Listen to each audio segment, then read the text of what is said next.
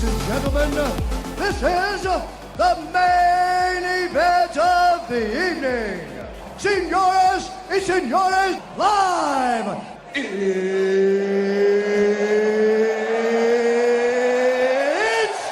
time!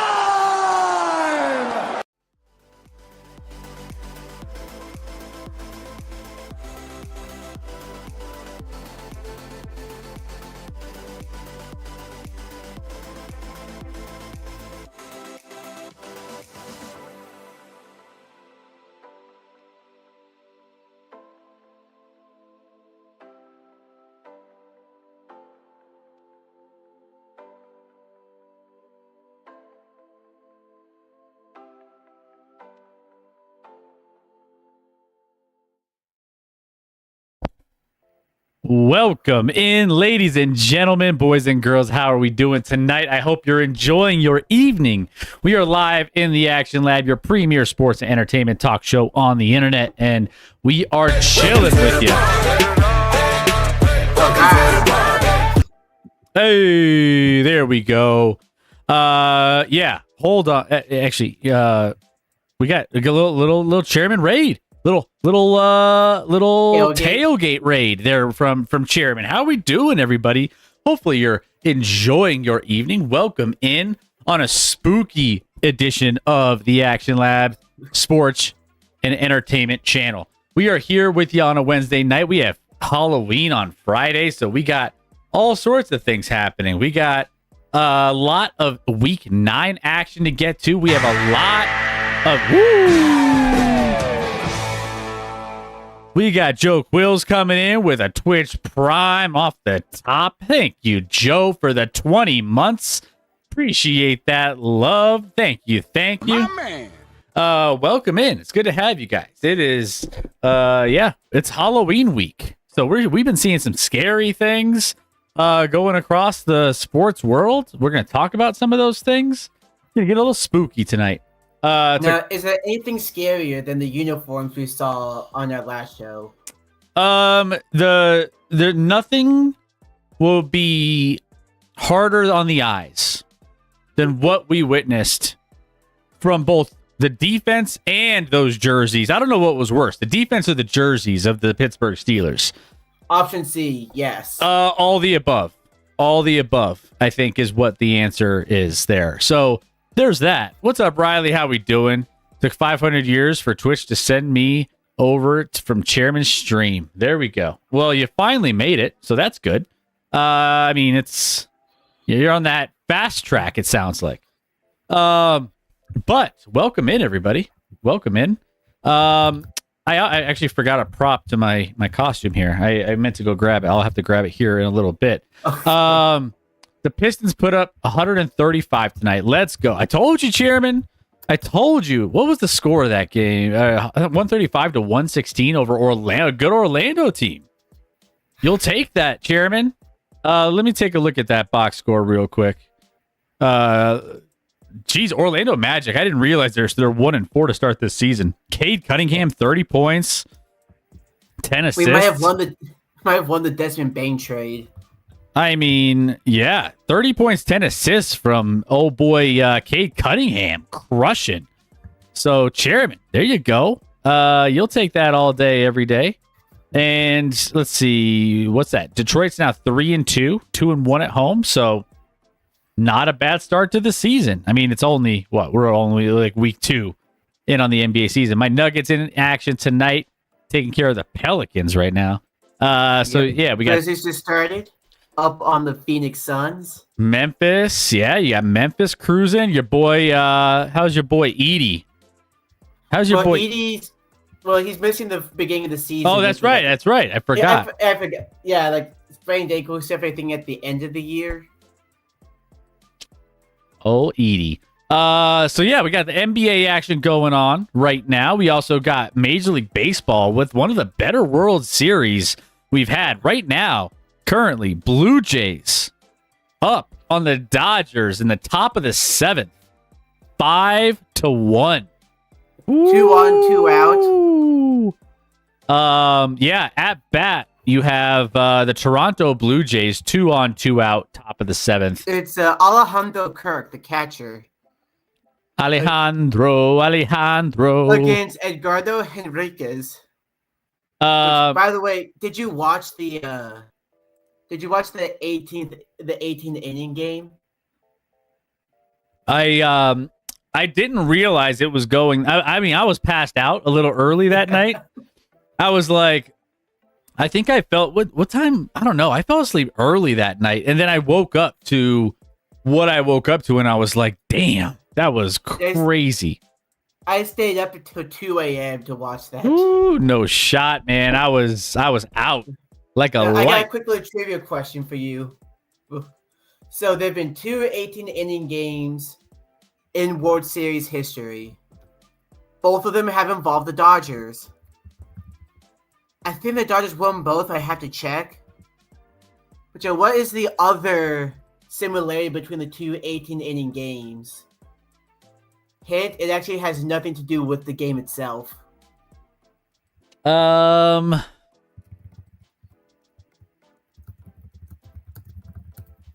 They... I don't know. Tell me. I can't. I'm just trying to like think of something. No. It's okay. So I just checked. The Dodgers did win that one. So yeah, both 18-inning games at Dodger Stadium. Dodgers won both 18-inning games. Where the national anthem performer was Brad Paisley. My boy. Yeah. Seriously. So Brad, if anytime you ever want to have a game that goes to like 18, 19 innings, just get Brad out there. There is a stat. Here's a post I saw from a while back. So in a game, so here are all the times that Brad Paisley sang the national anthem for a World Series game. Game 2 in 2017 went 11 innings. Game 3 in 2018, 18 innings. Game 1 of 2022, 10 innings. Game 3 of 2025, 18 innings. Does like Brad Paisley just put everyone to sleep and then they just get sluggish and just end up... I mean, I guess they score some runs, so I guess it's not like that, but it's just like, damn. Yeah. That's the trick. So if this goes to game 7, hey, thank you, right. STG Blue Jays. Thank you for the 30 months, STG. Let's go. So if we get to a game 7, I feel like we have to have Brad Paisley come out and do this anthem again, because that would be the most epic game 7 we could possibly ask for, and it better go 25 innings. Now imagine you as a fan buying a ticket to a World Series game, and it goes for like 18 plus. You're gonna have to start and again, that. They stopped selling alcohol in the 7th. You're gonna have to start that game at like 9 a.m. You know, Yeah. 9 a.m. game. Imagine being at that game. That, How would you feel as a fan? that would be wild, man. I don't know. I don't know if I. But I mean, that would be so much. That would be such a great situation to be in as a fan of either of these teams, because it's like at that point you're just soaking it all in, inning after inning, on the edge of your seat for that long of a period of time. You'll take that. Bases juiced, and what do we still have? We still have. It's a pitcher change. It's a pitcher change here for the Dodgers. So we got a break in the action. All right, pitch. Oh no, just right back up. Never mind. Anthony Banda against Dalton Varsho. Pitching change. So then bases are juiced, 2 outs. Dodgers trying to get out of this one, but the Blue Jays have a chance to pour it on and put this game 5 away. We think real quick. So Somewhere Scotty is getting very upset and he has no idea why. yeah, this game is looking good for Toronto. I saw a thing where Magic Johnson came out and he was like, the team that wins game 5 takes control of the series. I was like, no shit. No. Like, that's Who could have ever guessed? Who would have, like, come on. Like, and nothing there, so it's the 7th inning stretch now. So, can you imagine doing a 9-inning challenge, or the 9-inning challenge, the 18-inning challenge, an 18-inning challenge. I don't even think the Barstool crew guys could go out there with a team of guys with Joey Chestnut and do an 18-inning challenge. I would love to see, like, if you were to do a baseball game on here, do the 9-inning challenge, and then just keep going as the innings progress. It's like, okay, at the ninth, give me a second. I need another beer and another hot dog. That would put you in the ER, says Storcha. You might be right. True. There's no way you would be able to do that all on your own, you know? I mean, or the board. A few weeks ago, I actually streamed a 15-inning game on my channel. I mean, that's a marathon. What sucks is they cut off beer sales in the 7th. Totally. You'd have to pack a cooler and try to get that bad boy in somehow, some way. Or just like try to have your friends sneak in the cooler. Yeah.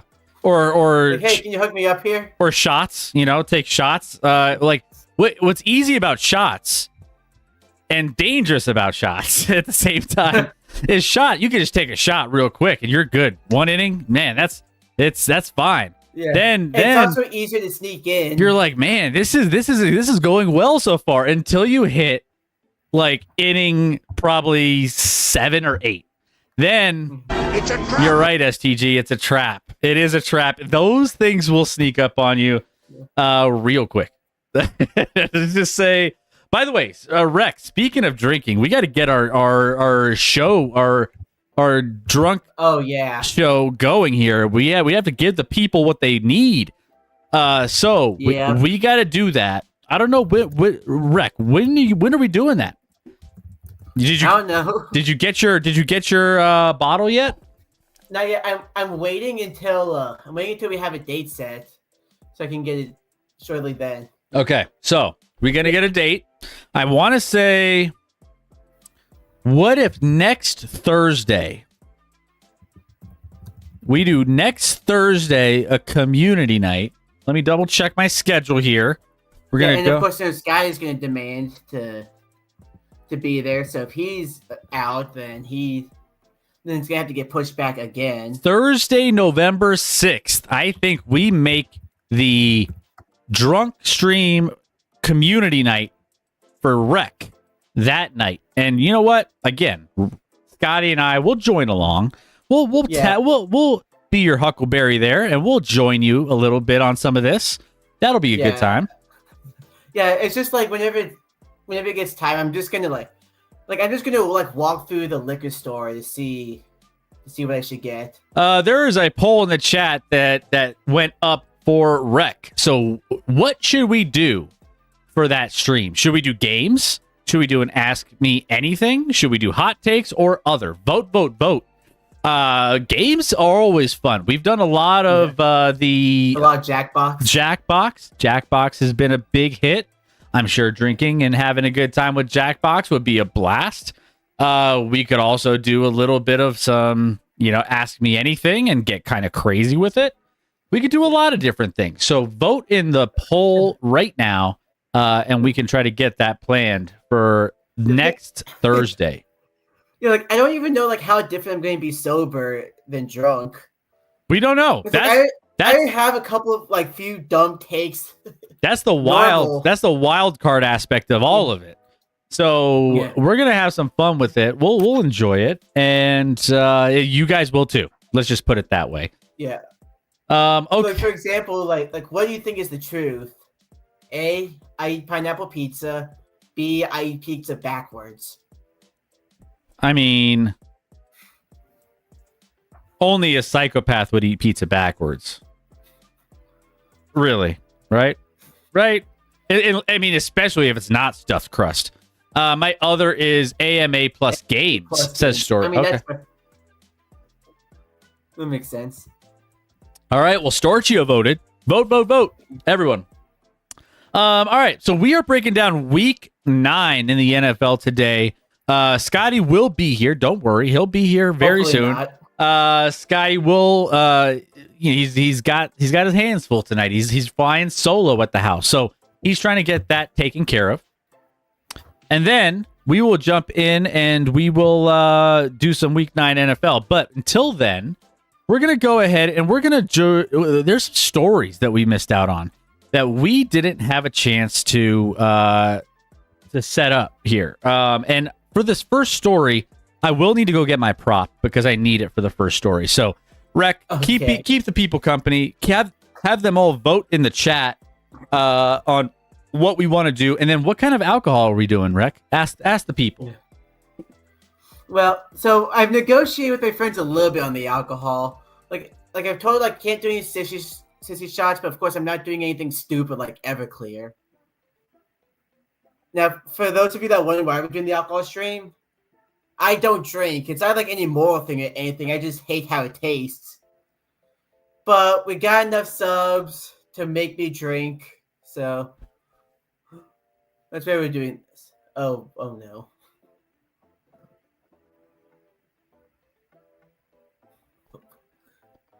Okay. Nice black light, buddy. Yeah. We got everything rolling here on a Wednesday night. All right. So, did we decide? Are you doing some tequila shots with us? I have not decided. Like it's, I'll probably just decide like the day before or something like that. Okay. Fair enough. Yeah. It doesn't matter. It doesn't matter as long as we're all here having a good time. Okay. So, let's go ahead and let's dive into we're going to do the we're going to look at some stories from the Twitter world. And let's just say we missed out on some stories and we haven't had a really good chance to talk about it. So we're going to go ahead and we're going to dive into the Twitter world or the sports world on X, because there was a few things that we may have, wanted to talk about on live stream that we haven't been able to, that we are going to now. So let's go ahead, jump in. And I think we still have some people trickling in here and there. So don't worry. We're going to get to all of it. I cannot see with these sunglasses on. But you know who can see with sunglasses on? Chauncey Billups and the rest of his mobsters that ended up scamming millions and millions and millions of dollars off of unsuspected and suspected victims. Most recently, it's crazy. Some of the things, guys, if you don't know this story, there are a lot of crazy things that took place when it came to this this FBI bust going on in this situation. So we're gonna break it down a little bit because there's a lot here. So the FBI held a press conference most recently with a little bit of a breaking news situation where there was 2 different indictments based off of all of the information that was happening on some illegal poker games and some NBA gambling prop bets that were happening in this investigation. 2 different indictments. Now, you're thinking to yourself, okay, well, what are the 2 different indictments? If you didn't know, one of them on the poker side included players from the NBA, including Chauncey Billups, Terry Rozier, Damon Jones, who would get illegal gambling underground poker games going that involved the Italian mafia. Italian mafia came in. Who knew the Italian mafia is still around? I mean, we figure, we have all these different, crime organizations, the cartels, but guess what? Mafia is making a comeback, or they never really, they just kind of kept a low profile for a while, right? But Pretty much. the first one involves 6 defendants accused of participating in sports corruption scheme involving insider player information. The second one involves 31 defendants charged with nationwide rigged illegal poker games. The FBI says use high-tech cheating technology to steal millions of dollars from victims in underground poker games that were secretly fixed. Now, in these poker games, they would use cameras within the poker chip trays that read cards through hidden cameras, special contact lenses, and glasses. And also, they would read the marked cards and X-ray poker tables that could read cards face down. So that was the poker side. Well, how would they lure in all of these millions of these whales into these poker games? Well, that would be through Chauncey Billups. You want to play with Chauncey? Well, here's your chance. Which coincidentally was my Halloween costume for tonight. I got my Chauncey Billups. I got my X-ray glasses, and I got everything ready to go. And I'm getting booked too. We're getting booked, so we got the whole getup here for tonight's Halloween spooky spectacular. So you had the poker ring that was happening, but then you also have the sports insiders info where prop bets were placed on confidential information by players that were giving away these tips to people making tens of $1,000s per bet and cashing in big. So, that being said, all of these Twitter spies and gurus and researchers went through and looked at all the old games, and there were some fishy situations happening, especially with Chauncey Billups and pulling players at interesting times of games and things along those lines. One of which, what's up, Scotty? Welcome in. What's going on? One of which was there was a game where the Portland Trailblazers were up or in like a 2 or 3 point game, and he pulled two of his players, both with like 36 to 37 points in the end of that game that didn't go back in the game. Some crazy like things that you're just like, that's a little fishy. But that being said, big scandal here going that a lot of people are super interested in. Either way, this was a 4-year operation with victims losing at least $7 million. One specific victim lost at least $1.8 million. How do you get to that point, though? You know, like that's crazy. But Scotty, you were following this. We were talking a lot about this the other day. I mean, yeah, to get to that point, 1.8 million, you got to know at that point, especially that's probably like a poker pro. That like, I mean, I saw things that came out, and I didn't see it at the time, but after this came out, like from 2 years ago, where like pros were like, well, yeah, no, they're cheating. Like, there's no way these NBA players are just beating poker pros left and right in high stakes poker games, which in itself is really stupid to do. Like, you're not beating pros, all right, Chauncey or Damon Jones or whoever it may be. So to think that you are, as Chris, I feel like you're seeing through me right now with those glasses on. You can see under your clothes. Honestly, these are like polarized, so like the different angles, I can see my screen really well in certain angles, and I can't see my screen in other angles. So I'm kind of doing like a Stevie, what's his name? Stevie Wonder kind of vibe, where I'm just trying to like, I'm bouncing my head around a little bit. Are you saying you're blind? Yes. Kind of. At certain That's angles. exactly what he said, You look actually. blind right now, actually. I mean, at specific angles, I am completely blind. I can't even read the chat. Shout out to old age, because Chris got older today. I don't know if that's been thrown out here, but it has not shout been. out. Today's Chris's birthday. Happy Let's give him a birthday. happy birthday in this chat. Hey, Happy let's go. birthday, Chris. It So is. you 40? I'm not quite 40. I wish. I'm a man. I'm 40. You wish you were dead? What? You just pray that you get there. I'm hoping. Yeah, we're I'm on our shocked way. I did. We're on our way to 40. But yeah, it is my birthday today. So I'm celebrating with you guys, the lab rats out there. Because there's no other place I would rather be is hanging out with you guys on my birthday on Halloween week. Gonna tell your wife and kids that there's nowhere he wants to be more than with We'll, The actual we'll- live stream. we'll keep There were that. strangers on the internet. We'll keep that between you and me, Scotty. Okay, No one else they're- is you know, here. They're asleep. They're asleep. Where's Except for maybe your Diacola? wife, who's probably watching a show that you don't want to watch. Yeah, That's perfect. exactly. She probably exactly. loves. She probably loves Sundays and Wednesdays. Oh, she does. I mean, there was a time where at one point I was like, hey, babe, I'm going to take a week off. I'm going to take a week off from the stream. I'm going to work on the show, but like, I want to spend some time with you. And she's like, no, Why? I don't know if I like that. She was like, I really like my nights by myself, I'm so jealous. My wife hates this stream. which is why she's going to be joining us here soon for My Yeah, wife's if not you here have a right date now.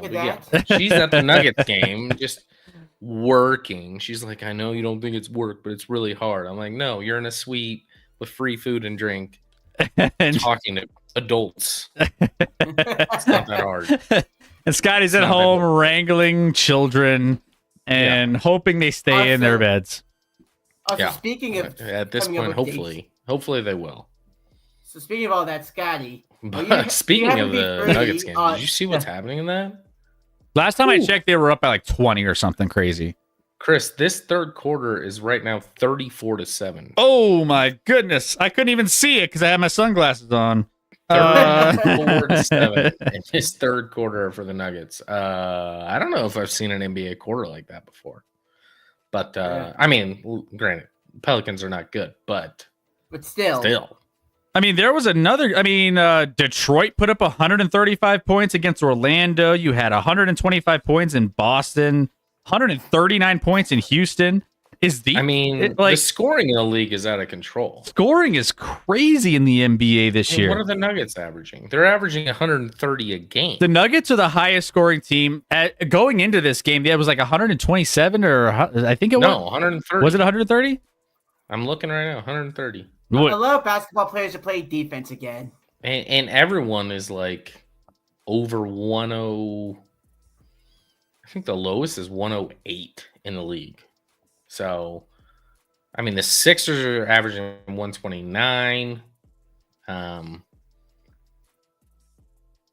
People are scoring points. The Hornets are scoring up like 128. Like, I don't even know how that's possible. Outside of LaMelo just crosses half court and shoots, so it goes back and forth really quickly.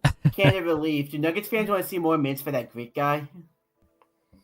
But Nuggets looking good. Jonas? Nuggets looking good. Jonas I don't know if Zach can hear me. Valanciunas.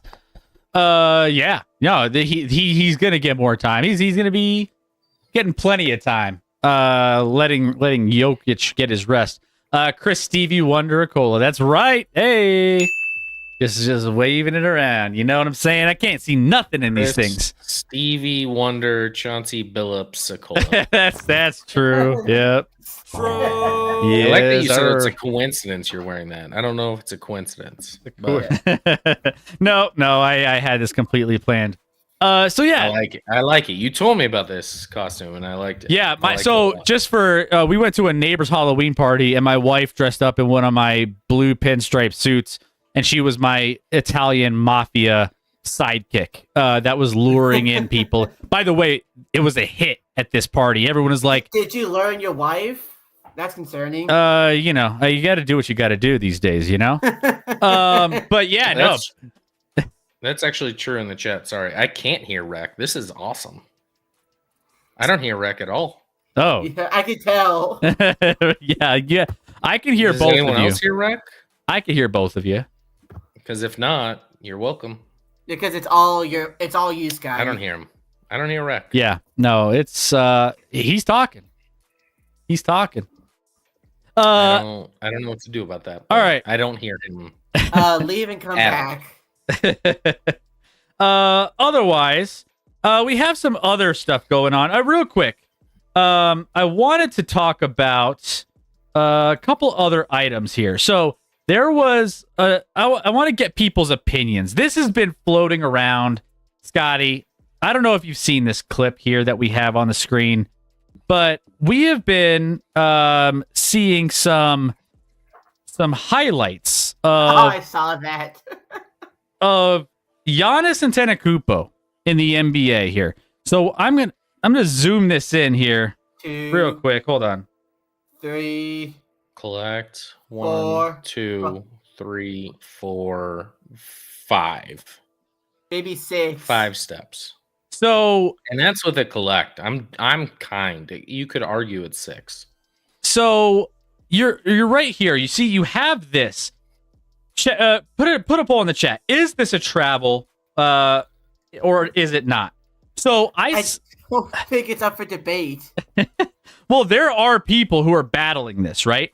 So there are people, No. there are No one's nerds, battling it. there are nerds out there that are saying during the gather, during the point where the ball is bouncing up into his hand, you're allowed to take as many steps as you want. So right here, let's just play it's right here. So the ball bounces right here. As he's collecting the ball up right here, it's still spinning. He doesn't have 2 hands on the ball.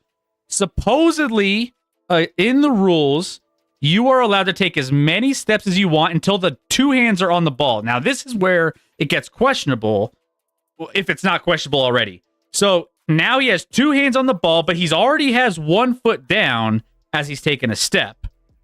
So technically, this would be his first his first step once he's got the ball in his hands, and 2 steps, and then he's cleared.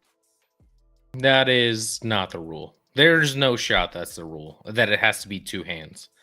If it's 2 hands, then why not just football cradle it in your arms from the other side of the court and run down court? My argument is like No, it's the dumbest thing I've ever it's heard. at least a carry at bare No. minimum. Chris, no, this is a travel, Chris. Anyone arguing this isn't a travel, get the fuck out. You're Joe out of Burrow your says mind. it's not travel. You're it's out of no mind. trip. You're like, listen, these things happen in the NBA because the NBA doesn't call it travels, so whatever. But that's a travel.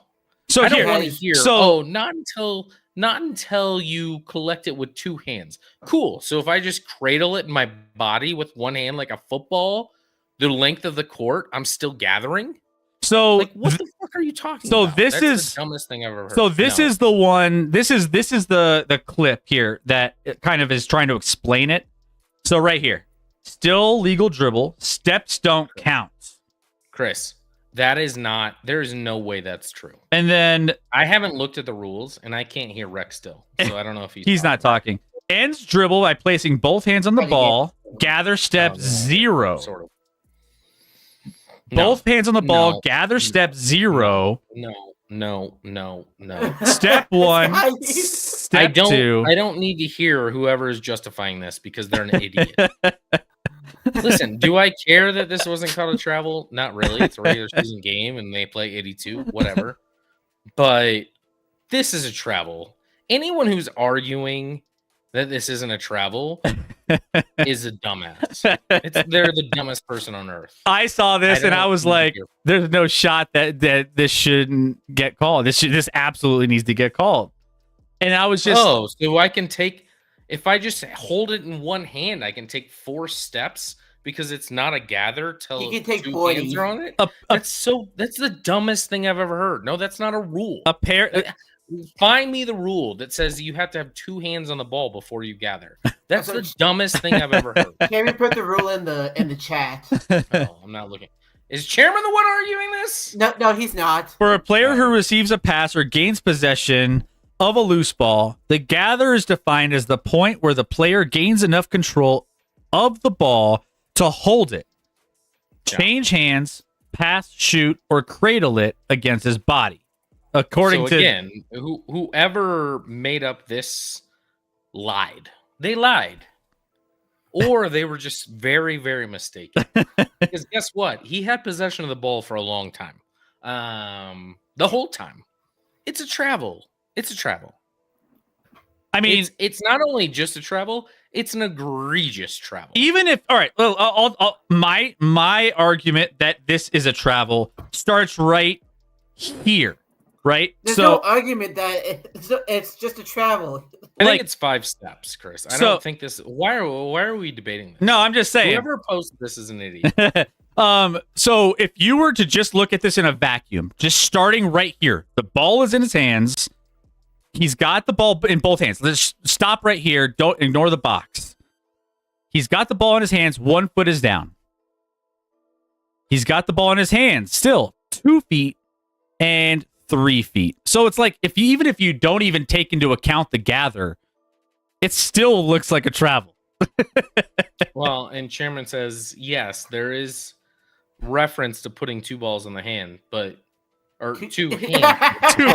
Balls on What are you doing at night, Scotty? I cradle my balls. No, I don't know if anyone does that. I know someone. I mean, Is that fun is it for common to put 2 balls in your hands? I don't know. Or otherwise permits the ball to come to rest while he is in control of it, puts a hand under the ball, and brings it to a pause. Yeah, I mean, this isn't a debate. It's a travel. The NBA refs missed it egregiously. It's an awful travel, but it's 2 points in an NBA regular season game in October. So, like, I don't know. LeBron's probably got away with this hundreds of times. LeBron's gotten away with it. Giannis and LeBron are the 2 probably guiltiest. Yeah. Because they just go full bore to the paint, and for them, dribbling is not a rule. They don't have to. You can do whatever you want. So, yeah. So, Chairman... You can trigger your balls if you want to. Yeah. Chairman, we're on the same page, which we used to be a lot, but recently not so much. The 2 hands thing is just listed as one of the ways it's defined. So, Correct. yeah. Dirty boy, It's a travel. Scotty. Dirty boy. Anyone who's arguing this isn't a travel, if they're actually an NBA account, like an NBA account on whatever social media platform, Oh, here it is. they should delete it. It's They should Laker delete Shane. Probably because it's legal. Learn the rules. You're Laker Shane. Laker is the Shane. dumbest person in the world. What an idiot. And he's so confident. He's like, no, this is so good. Like, this counts. You're an idiot. I think that's a LeBron burner account. Maybe. Probably. They're like, watch, LeBron did it just a little while ago. Although Laker Shane with a Luka, guys trying to sound, it probably is a LeBron burner, but they're trying to sound, what's the whitest name we could go with? Shane. Shane. And Steve. then put Luka on the picture. Like, even No one's buying it. Philly Laker always. Steven. Philly is always going against you, Scotty. And he was like, I want to argue so bad because it's Scotty, but I can't argue this one. No. Anyone who wants to argue this, just delete your account or one of the. Hang on a second. I'm joking. Don't delete your life, but maybe delete your account. Yeah. He takes. Also, Scotty, now that you can hear, are you free not this Thursday, but next Thursday by chance? Got to check the calendar on the phone. Next Thursday, that would be the 6th. Yes. That's what we're aiming for the community stream with Rec and getting a little wild on stream. And cradling my balls. I don't have anything on my calendar, so I'd say I'm 80% free. Okay. All right. So for now, let's pencil it in. Next Thursday is alcoholism. All right, there it is. Let's go. It's a trap. It's a trap. Okay. Listen, and to be clear, with the NBA, a lot of guys travel a lot of times, and it's not called. But this is it is kind of crazy. Also, another fun fact, Scott. While since me dealing drugs to Chris didn't work, I taught him a new crime: piracy. What are you pirating? I was like trying Basketball. to. Yeah, I was trying to. Well, Stream East does work, by the way. They just changed their domain. So, yeah. Can we just support paying platforms? I've got a better idea. No. I don't. All right, to each their own. I don't want the risk. Every time I used to do Stream East, I'm like, there's a risk that it like freezes or does this. I'm like, There's a risk, you end up seeing pop-ups that you shouldn't be seeing. yeah, and my son's watching. And it's very tricky, You have to balance that a little bit. All right. So, anything else? We were keeping tabs on the Blue Jays, by the way. Blue Jays, top of the ninth, 6-1. Ironically, this felt both games 4 and 5 felt like a must-win for the Blue Jays. And they won. Correct. Yeah, they're gonna win both. So now it's gonna be a game 7 because Yamamoto is gonna start game 6 and he's gonna fucking just dominate the Blue Jays probably, and then we're headed to a game 7, and in a game 7, anything's possible. Anything is possible. Also, Yeah. I asked this trivia question to Chris while you were gone. Okay. So go back to the Dodgers 18 inning game. Okay. It was the second time the Dodgers have played an 18 inning game in the World Series at Dodger Stadium, and they also won that. What is the other similarity between the two 18 inning World Series games? Was it like the same score? I don't know. No, it has nothing to do with the game itself. I didn't know this So answer. wait, there was a similarity that has nothing to do with the game itself? Correct. Was it on the same date? I don't believe so. Walk-off homer, Canada put that, but that would have to do with the game. I literally don't even know where to go from there. It's look at what Philly threw in there. Brad Paisley? Did he do like the national anthem? For In both games. in both 18 inning games. I mean, I would have had zero chance of knowing that. No one knows who does the national anthem for games. Yeah. But Well- apparently he's done he's done the national anthem for 4 World Series games that have gone to extra innings, including both 18 inning games. All right. So that's what I was saying. Next time he sings the national anthem, just put a bet on. Can you bet on just extra innings? I don't know. think you so. you can. And I swear, if they don't put him on game 7 for the national anthem, I'm gonna riot. They need to have my boy BP for game 7. Because you know it's game 7, right? You know it's gonna go game 7. Yeah, and it's weird because I'm totally fine with the Blue Jays winning and happy for them, but again, You want baseball to die. yeah, I really do. I think that's more important.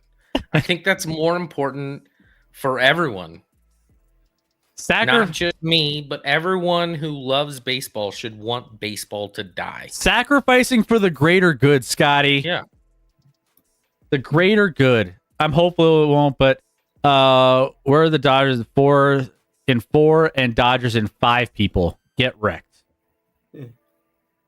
Because the Rockies stink. Yeah, he likes to bandwagon teams. I mean the Rockies do stink. I don't think that's related to what we're talking about, but they do stink. The Rockies catching strays over here on World Series talk. Yeah, like who would have known the Rockies would be involved with the World Series talk? Like, No, he's just asking if that's why you want baseball to die. no, Because the Rockies suck. no, I want baseball to die because there needs to be a salary cap like every other sport in America. Max Muncy and Mookie Betts played in both 18 inning games. Muncy with LA for both games. Yeah, Mookie was a Red Sox. The Rockies haven't been relevant since 07. 07 is the year they made the World Rocktober. Series. Rocktober. 07. Yeah, Have Cards we won in 05. That is the only year. I mean, this is a fun fact, Chris. That's the only year in Rockies history, which they started in 1993, that they've won a postseason series. Never won the division and It's never won a crazy. postseason series outside of 2007. It was like how, up until 2020, the only time the Marlins ever even made the playoffs was the 2 times they won the World Series. Storchio, 09 was a cool year. 09 was the best Rockies team they've ever had. And then they had a pitcher, Jorge De La Rosa, get hurt in his last start before the postseason. He was dominant up to that point. They would have beat the Phillies. They still should have beat the Phillies. The 09 team was the best Rockies team they've ever had. But that's still they won 92. I think that's the most games they won. I think it was 92. But they were playing great in September, and then De La Rosa got hurt, and then Houston Street cost them some wins in a closing role against the Phillies. They were better than the Phillies. They would have gone on and probably made the World Series and saw what happened, but I think actually the Phillies may have won that year because the Phillies won a lot at that time for no reason at all. The Phillies weren't even that good. Or actually, the Giants were the team that weren't that good, but won every other year for no reason at all. Yeah. And now because of that, their catcher is an executive. Yeah. And he's like, I don't know why we're not good. We should be. Yeah, now he's It's an It's odd numbered year. That's when we're usually good. hired a manager that's never been affiliated with Major League Baseball in his life. Phillies lost the Yankees in 09. All right. But Joe Quills, to be clear, the Rockies should have beat the Phillies. The In Rockies should have wild been the one to lose to the Yankees. Yeah. Let's let us have that. What are you doing, Chris? I The don't organization of the Rockies is not Not been quite successful. where we been want it to be. successful in any aspect. Yes. Thanks, Giorgio. It's Because the one season that gets me is the 05 Broncos. You're welcome, Rick. That's when you Phillies. had the quarterback that looked like the pedo. Phillies would have won 4 in a row if it wasn't for Charlie Manuel. Don't be a wreck impersonator. all right. Sometimes coaches just make bad decisions. No, baseball is the least important coaching and manager position, whatever you want to call it. But in still all of somewhat sports. important. But like some of it's just luck. You're like, hey, this is what my guys are telling me to do. This is like, analytically what I'm supposed to do. I go out there, I do it, and then it burns me. And everyone's like, you suck. You should have kept this guy in. Like, you never know what's going to happen in baseball. So, like, I don't know. I just think managing in baseball is if you win, you're lauded. If you lose, you suck. And I don't think there's a big difference between the two. It's just a matter of whether your players go out and perform like they're supposed to or not. Joe Quotes, you have to watch me on my stream and go in my Charlie Manuel is a dope rant.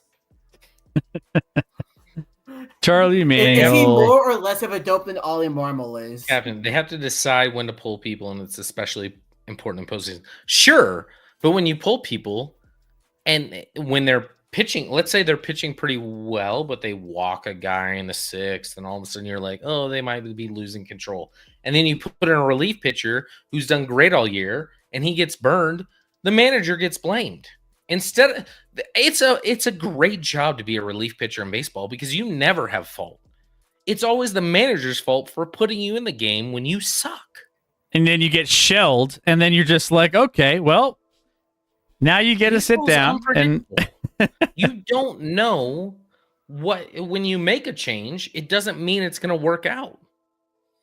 by the way, Just making a change, and then if you make a change and it doesn't work out, you're fucked. And if it does work out, you're kind of they actually ignore you. It's like, oh, great job by the players. Managers in baseball don't get any credit. exactly. That's why a manager is important, says Captain Urban. I just argued against your own point. No, I didn't. I don't think so. Manager in baseball, I could do just as well as anybody. Can I'm with pretty STG confident. though. All I want to do is get hired by a college football team, make millions of dollars, and then get released, and then I can just live off of that. I'll be cashing in, hitting the lotto. Brian Kelly. I think. Listen, in football, that's way different. Actually, I think coaching in football is more important than any other sport, major sport at least. But in baseball, I would love an experiment. I would love an experiment of like just a team hiring a rando off the street to be the manager and seeing how they do. I don't think it would change their performance one iota. I don't. Did you ever see And that by movie? a rando, like they have to be familiar with baseball, like somewhat knowledgeable in baseball. You don't have to be an expert, but you have to know the ins and outs of baseball. But if you know the ins and outs, you could be that year based off how your players play better than another man, the best manager in the league.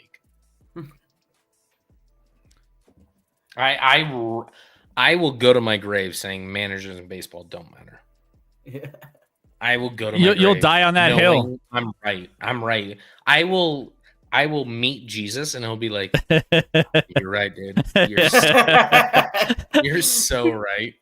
Managers in baseball don't matter. The players matter in baseball. And if like no manager gets rewarded if they keep a pitcher in and he keeps playing well.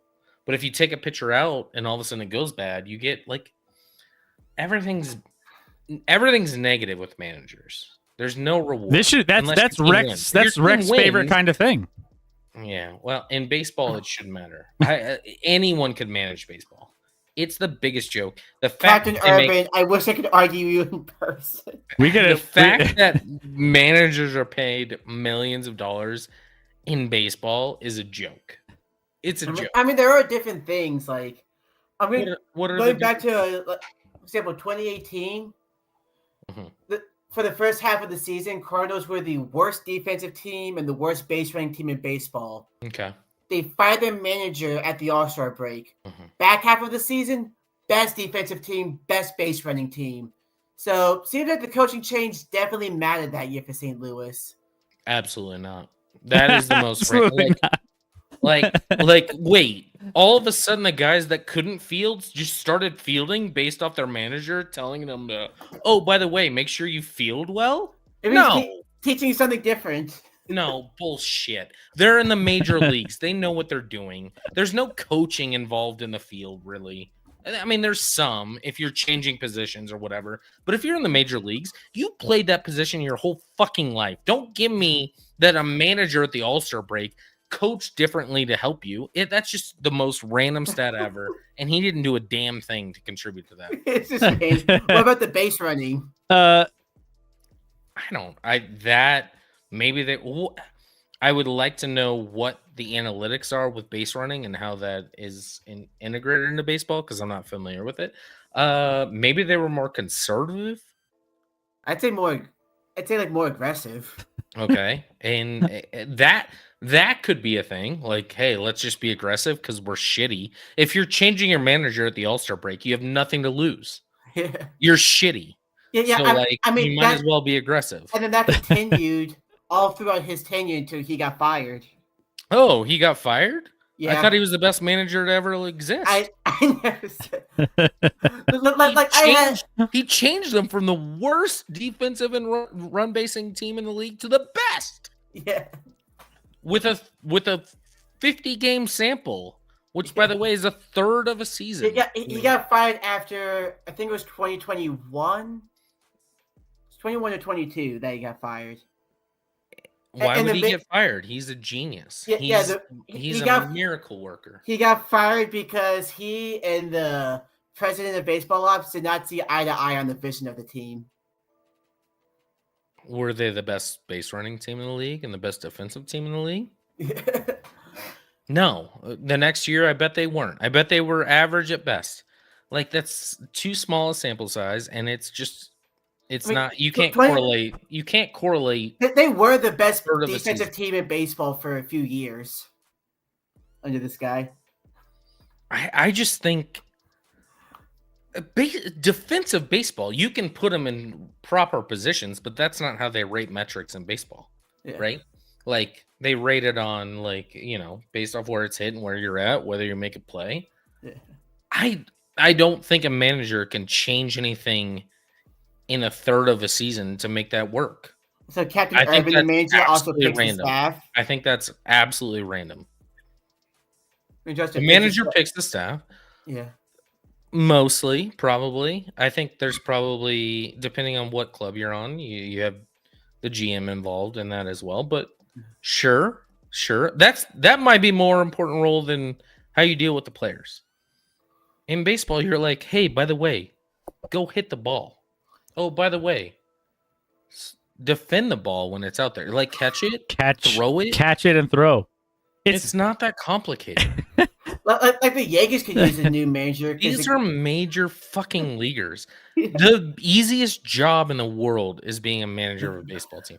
Outside of the scrutiny you get when your team loses. If your team wins, you're the smartest guy on earth, despite you might be the dumbest guy on earth.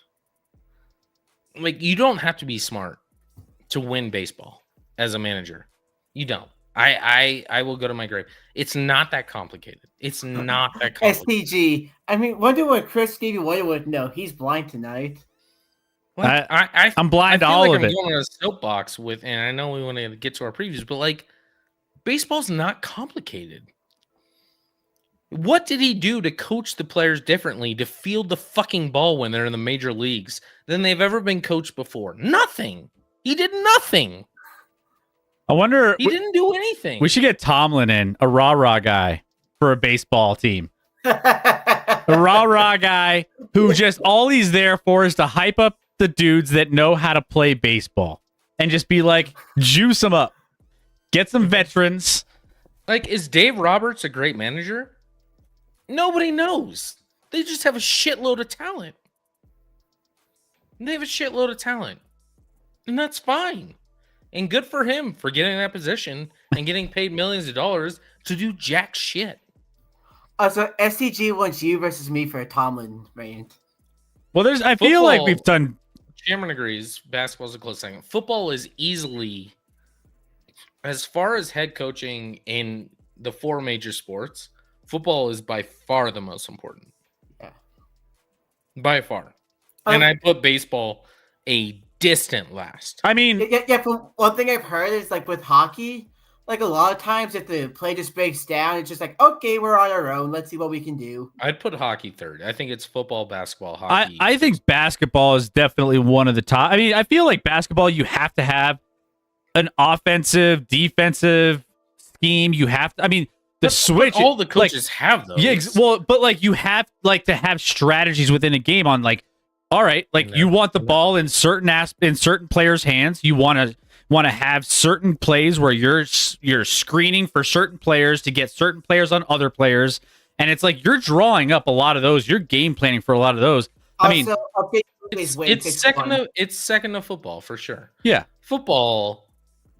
You have to call and not necessarily the head coach, but you hire the coordinators and stuff. Like you have to call a play every single down. Yeah. In basketball, a lot of it's just like, all right, we're just going to go down. We'll run our offense. We'll run our defense.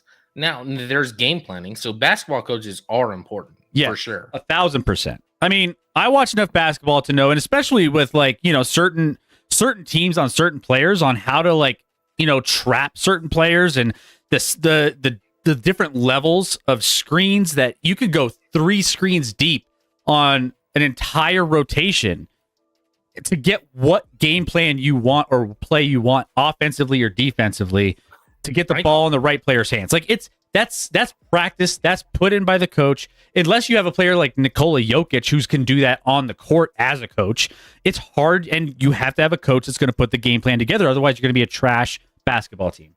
I can't take you seriously with those sunglasses on. Also, Black Mark in the chat says basketball and hockey pretty similar. Coaching. I think basketball is a little more important. I'm not saying hockey's not important. Baseball's the only one that's not important. Hockey's important too, but hockey, guys like win Stanley Cups, they go to another team and they get fired like 20 games into the season. Like, yeah. Also, another note about that, like in football, baseball, basketball, if you usually get like a max of 2 head coaching jobs before you're kicked out of the league forever. In hockey, you got like John Tortorella, who's on his 8th team. Yeah, hockey's we'll just hire a guy that has already done it before. I don't know. Hockey's weird in that. Yeah, it's right. There's a line from this one YouTuber. Like, hockey coaches exist for 2 reasons: to be fired and to be fired again. Baseball's probably mostly pitching management and batting order. Batting order is pretty solidified from game to game. It doesn't change a lot. And it depends on the team. Pitching management, you look great if your pitchers pitch well, and if they don't pitch well, you look like shit. Like, it's up to the pitcher. Like, you can put them in.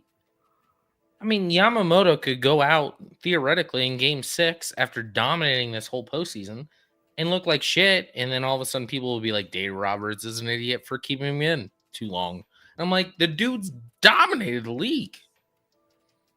Captain, this Captain Urban, what batting the- order changes all the time. I would say to Captain Urban's point, the batting order during the World Series games has been changing constantly. Like, it has not been solid at all. The managers have, especially the Blue Jays managers, been constantly changing up the order. How much does batting order change things, do you think? Like, I just don't think that changes a lot. It depends. I don't. You gave an answer that's not an answer. Captain Urban, like, plus who's hot, who's not, lefties and righties. Cool. That's easy. I could figure that out. I could get my analytics team to tell me that.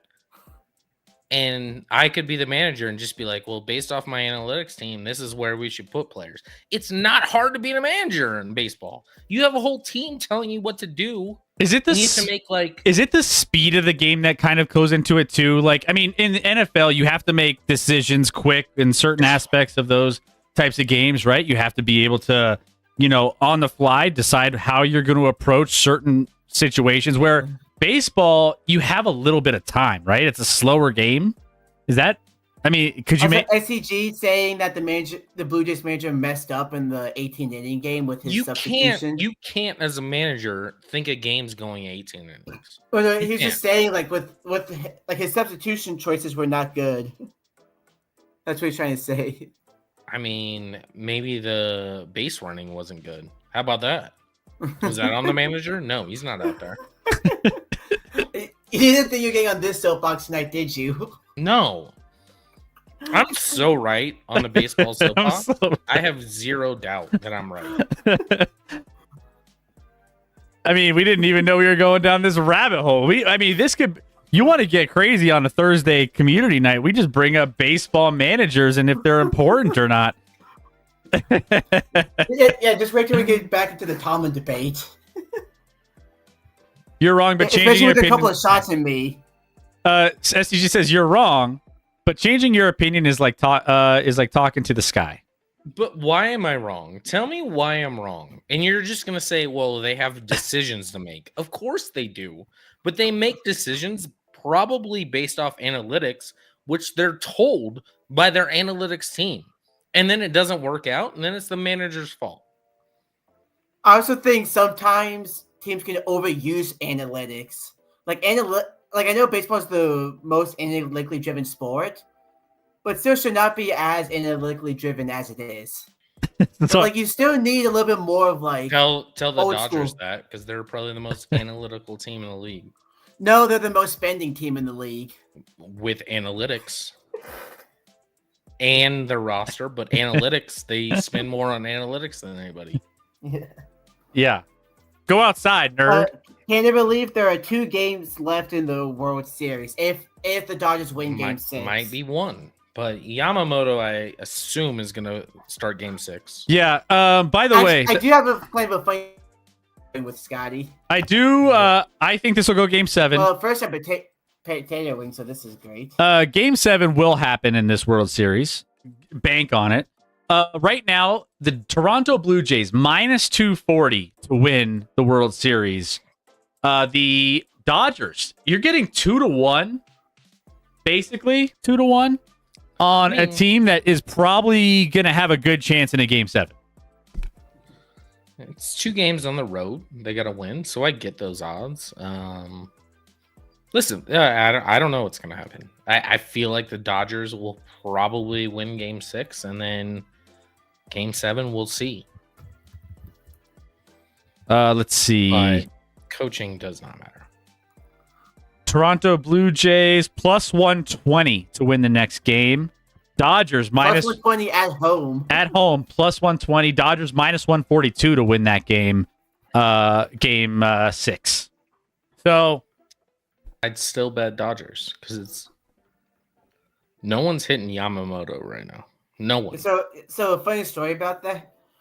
Last time Cardinals won a playoff series, they're going up against the Braves. Game 2, they were going up against a guy named Mike Foltynewicz.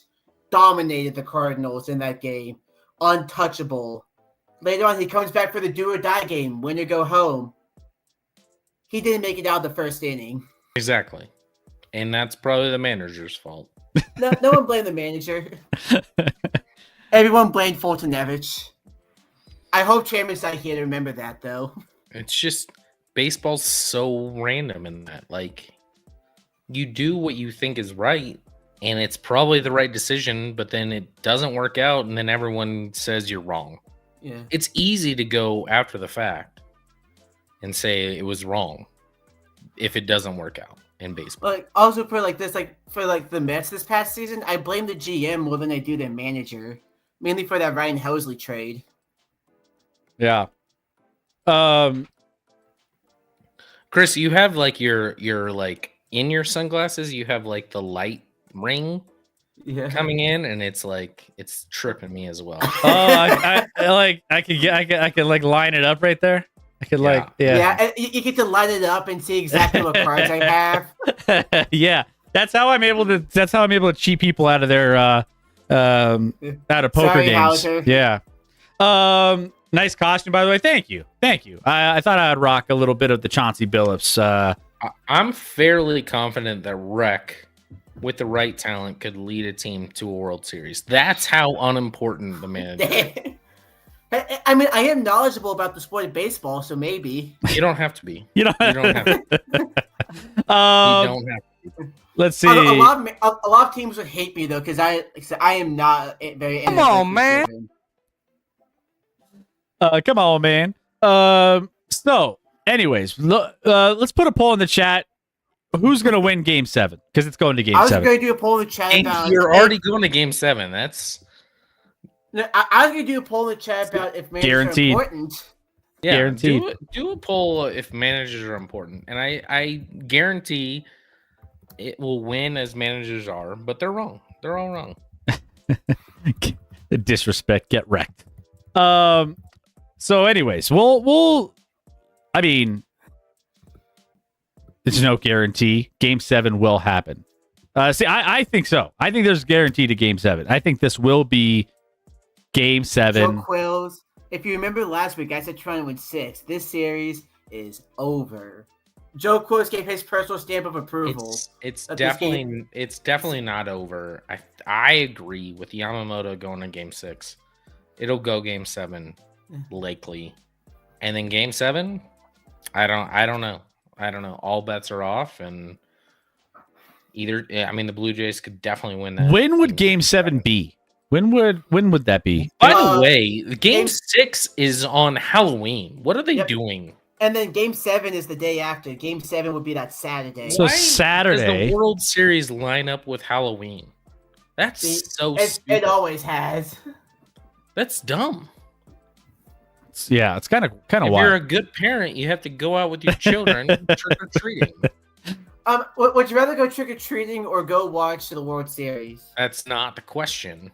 If you're a good parent, you're going trick or treating.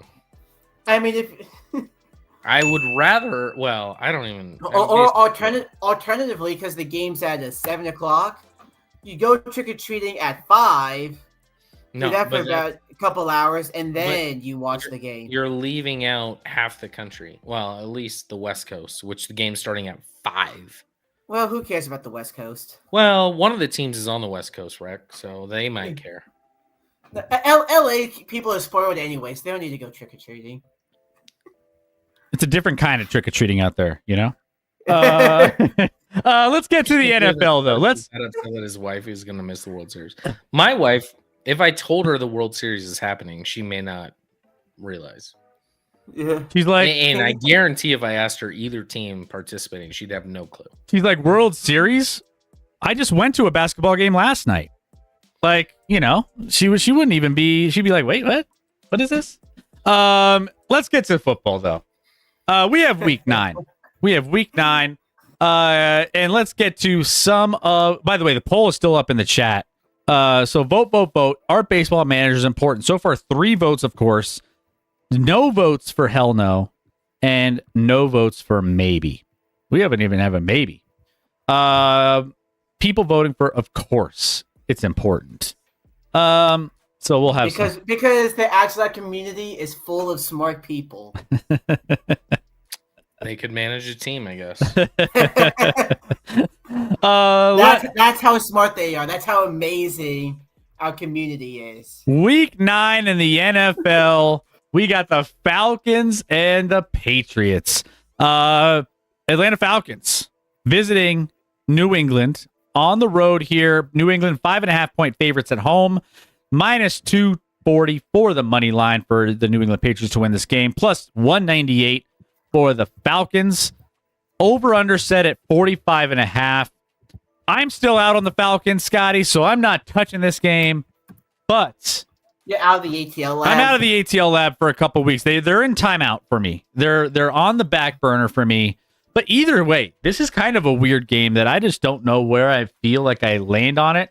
I know this was up to minus 6.5 for New England at one point. It's kind of dropped around between 5.5 and 6.5. And so I'm not really. I mean, the Falcons, embarrassing loss against the Dolphins, which is the reason why I'm out on them for a little bit. But then again, they're healthier. They got Michael Penix, Drake London, Jalen Walker that are getting back into returning potentially. I mean, we saw some of the Kirk Cousins stuff that's like, oof, it was brutal. Did you see that he wanted to say like he wanted to get traded to a team where he could start? You lost to the Dolphins by 24. We saw the Kurt Cousins version of what he can do on the football field. So you have that, but then you have the New England Patriots. Like this week, by the way, Scotty, feels a little trappy. Like I feel there's some trappy games. It's a trap. It's interesting because you like the favorites. I do like a lot of favorites this week. I do. Like I was looking at this and I was just like, some of these just feel trappy. Like you should be taking Usually some of these. If it's trappy, you'd think it would be the other way, but you like favorites. I do like favorites. I will say some of these games you should be on the underdogs because of the amount of points and like the reasoning behind why you should be on some of these big underdogs. But there are I think there are some traps there too. There's some trappy, some fishy lines this week. But Scotty, what are your thoughts on Atlanta, New England? Now that I'm looking at this more, I'm mad that I didn't take this as one of my games. I'm all on ATL app here. Oh, really? I mean, I think the Patriots have come a long way, and I get why people are excited about them. Drake May's playing good football, this and that. They haven't played anybody except for Buffalo. They did beat Buffalo, so I'll give them credit for that. They beat Buffalo. They lost to the Raiders and Steelers, 2 teams that I don't think are very good. Then their wins outside of Buffalo are Dolphins, Saints, Titans, and Browns. Like that is the most layup schedule I've ever seen in my life. This is more like, and listen, the last time the Falcons got blown out in embarrassing fashion in a weird way against the Panthers, they came back and won a game no one saw them winning. I think the Falcons keep this close. Like, granted, that's with Penix starting, Drake London back after he missed last week. You need those pieces.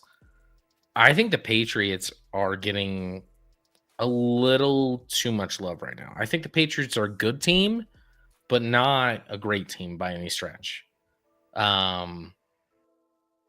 They've had just such a light schedule.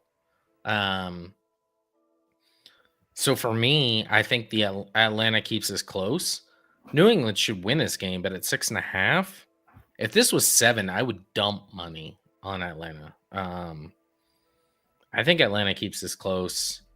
I think New England's a little overrated and just hasn't played good football teams yet. So we don't know what New England is yet, and we won't really know because New England's whole schedule is soft. I think I mentioned that on Sunday. New England is going to be a team that has a great record going to the playoffs, may win the division, but I don't believe in them. I don't. Not as a true Super Bowl contender.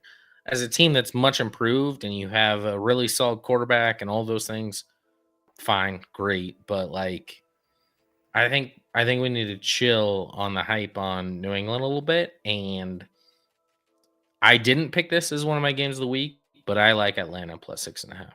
I'll stay on ATL Lab just for you, Chris. You do it for me so I can feel better about jumping back on at some point. By the way, both of us should be taking 4 underdogs this week.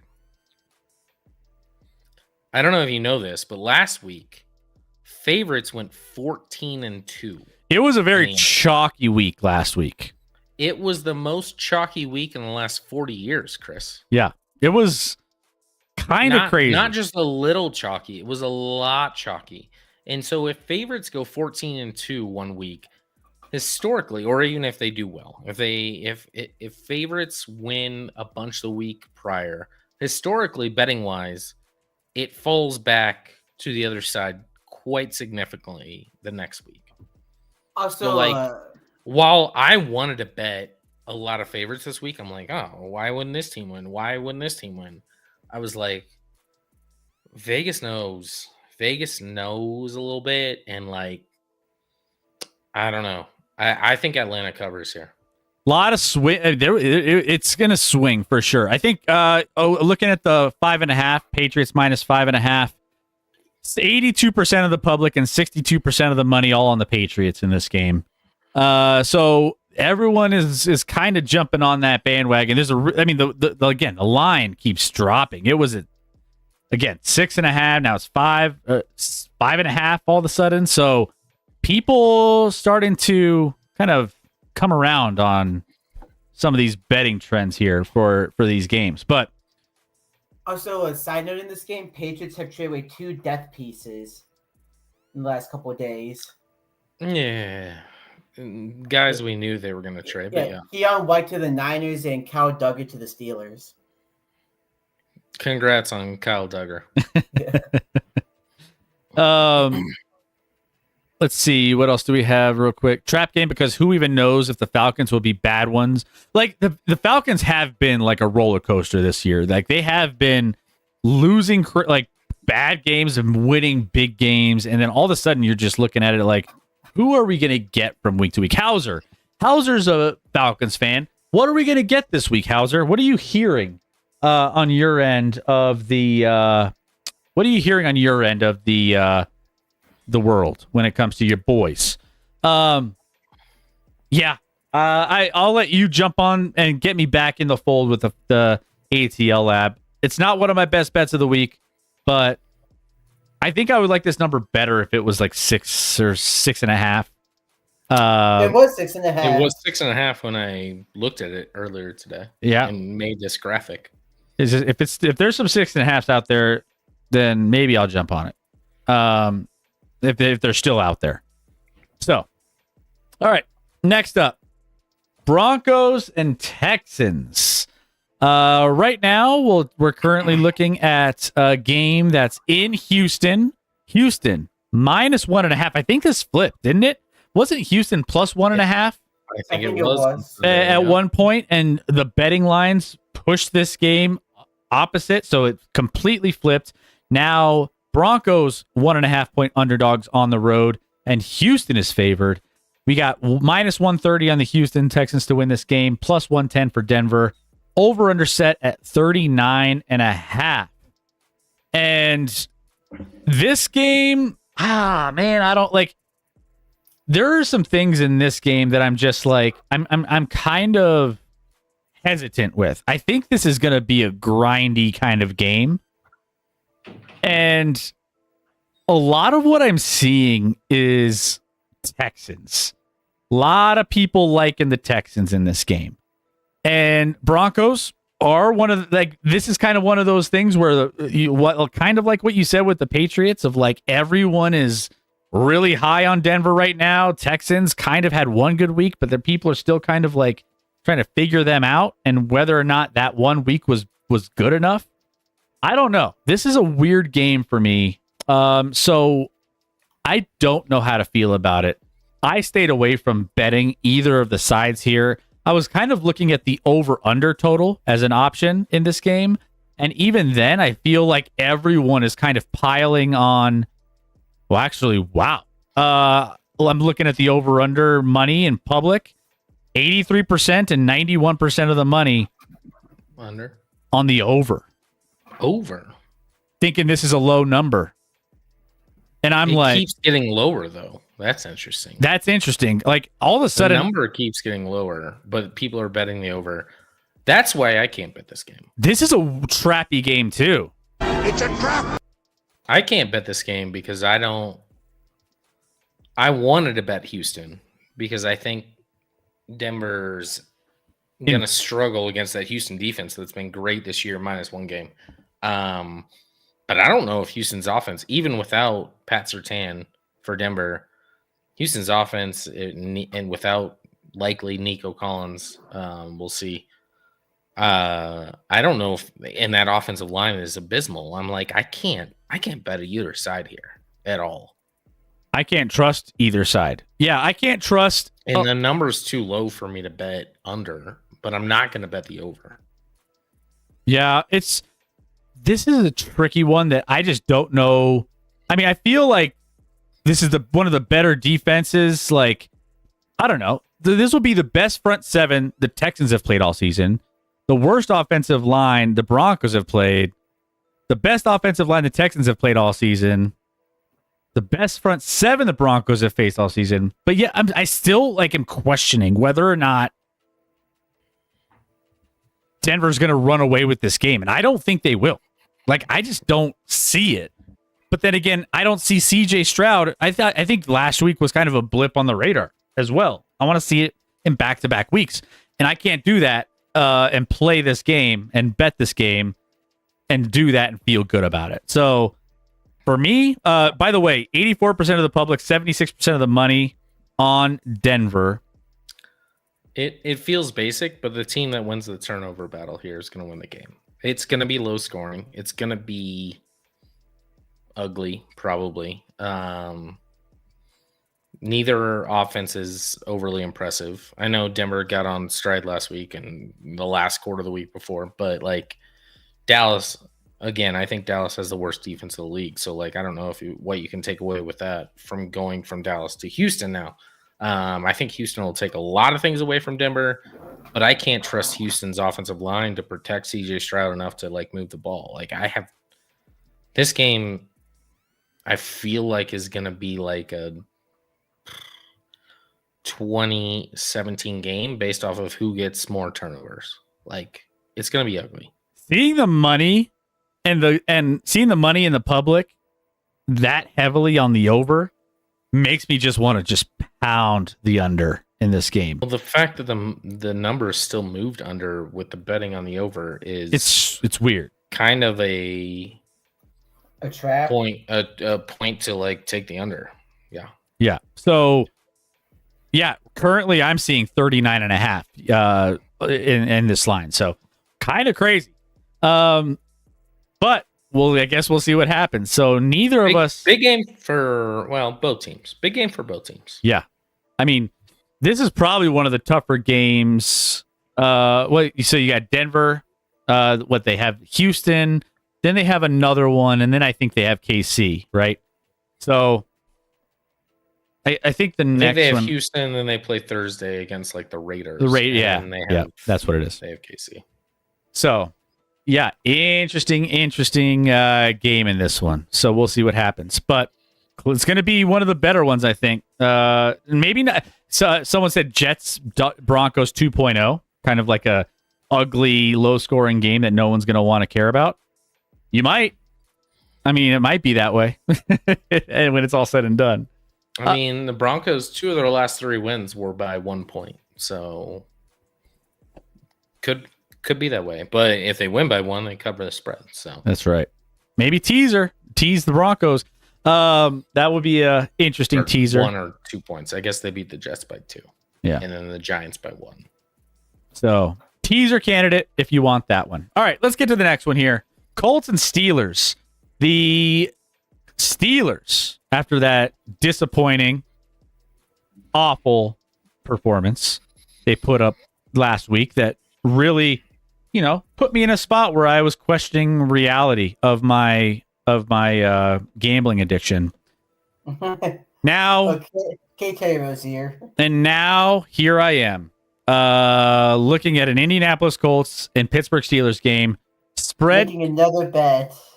So Indy -3.5 on our graphic. I'm seeing it's kind of ticked down to 3. 3's where it's at. Scotty and I both got it a little bit earlier in the week when we were first looking at this and talking about it. So the Pittsburgh Steelers at home, 3-point underdogs, plus 136 on the money line. Indianapolis Colts -162. Over under sit at 50.5. So feels like a high scoring game in this one. But as mentioned, Scotty, this is one of our best bets of the week. Yeah, I got it at 2.5. I bet it before the Steelers even played on Sunday night, or maybe either team. And I like it at 2.5. I'm getting nervous. On paper, the Colts should absolutely dominate this game. Steelers are not a very good football team right now. Average at best playing right now on offense and defense. The Colts have been remarkably good on offense, and solid on defense. Like, granted, they haven't had the toughest schedule. Titans twice. Titans twice, but like, you beat the Chargers on the road. You beat by a lot. You beat the Broncos in a close game. They haven't had a tough test, but I don't know if the Steelers are going to pose that. Like, we won't move on to next week and be like, well, oh, man, they had a great win against the Steelers. I don't think the Steelers are playing very good football right now. I think they're reeling a little bit. I think the offense was a little overrated and the defense isn't as good. And I don't correct me if I'm wrong, Rec, but like TJ Watt has not been the same factor that he's been in prior years from what I've witnessed. I'll put it to you like this. There's been 3 games where TJ Watt has been a factor, 4 where he hasn't. The 3 where he has been a factor, we've given up under 15 points a game. The 4 where he hasn't, under 33 a game. That's a 3-possession swing that one man brings. Yeah, the defense has been, to me, even shockingly not up to snuff in Pittsburgh. I thought the defense would be what carries them. They haven't been nearly as good in the secondary. You can call play calling, whatever you want. TJ Watt hasn't been prevalent enough in some of the games. But either way, like on paper, the Colts should win this game. Absolutely win this game. They've played much better football. Their offense with Jonathan Taylor. Jonathan Taylor's been the best running back in the league this year by far. Daniel Jones is slinging it. Like, the offense for the Colts has been quietly dominant, and I think finally people are figuring it out. Like, finally this week, I saw rankings where like they have the Colts at 1. Yeah. Now I'm not there, but the Colts are playing really, really good football right now. So anyone who puts them at 1, I won't say to this point. If you just took the names off the players and put the Colts at 1, I'd have no issue. They play great football, and they should win this game. Yeah, I do think in this game, this is my best bet of the week too. Same thing, same bet. I think this what makes me feel a little bit better about this is the fact that we looked at the Steelers defense. It fell apart once Deshaun Elliott was lost, along with some of the other players in the trenches. Both sides it wasn't great down the stretch. Now you're asking them to go in and stop the Colts from getting to what they want to get to, especially with the running game that they have and everything that they can do offensively. I just think that it's going to be tough to stop the Colts from scoring in the 20s, even high 20s in this one. So that way, if you're asking a Steelers team to come in and be able to keep up with that, I just have trouble, especially if you're controlling the ball with Jonathan Taylor. He's going off. He's taking advantage of some of the injuries on that defense. then that opens things up for Daniel Jones. It just continues. I just think this is a good spot. I know this could be like this is normally a spot where you take the Pittsburgh Steelers at home getting points. I just don't see it. I just feel like the Colts are the better team. They have a better game plan. They have the players to execute that game plan. And you're going up against a Pittsburgh defense that's going to be either beat up or struggling to make plays, defensive stops. So that being said, that's why I have Indy as one of my best bets as well. It looks like we're all three on the same page. Uh-oh. Do you want to bet the Steelers? You told me you never miss on the Steelers, and then you missed last. So Then you- I'm right about like 9 out of 10 times. And of course, the week I come back, you're wrong on that one time. Yeah. Yeah. But I'll say on this, Shane Steichen owns Mike Tomlin like the way Bill Belichick used to. This is a coaching mismatch from hell. And of course, as we mentioned, like talent-wise, Colts offensively a whole lot better than the Steelers defensively. I do like the Steelers offense to do well. They've been a surprisingly good unit this year. But it's I'll put it like this. If you think the Colts will win, take the over. If not, it'll probably be the under by a few points. Because again, the Colts could easily get to 35 by the fourth quarter. Yeah, number 1 point differential in the league, Colts, and it's not even particularly close. close. Not close.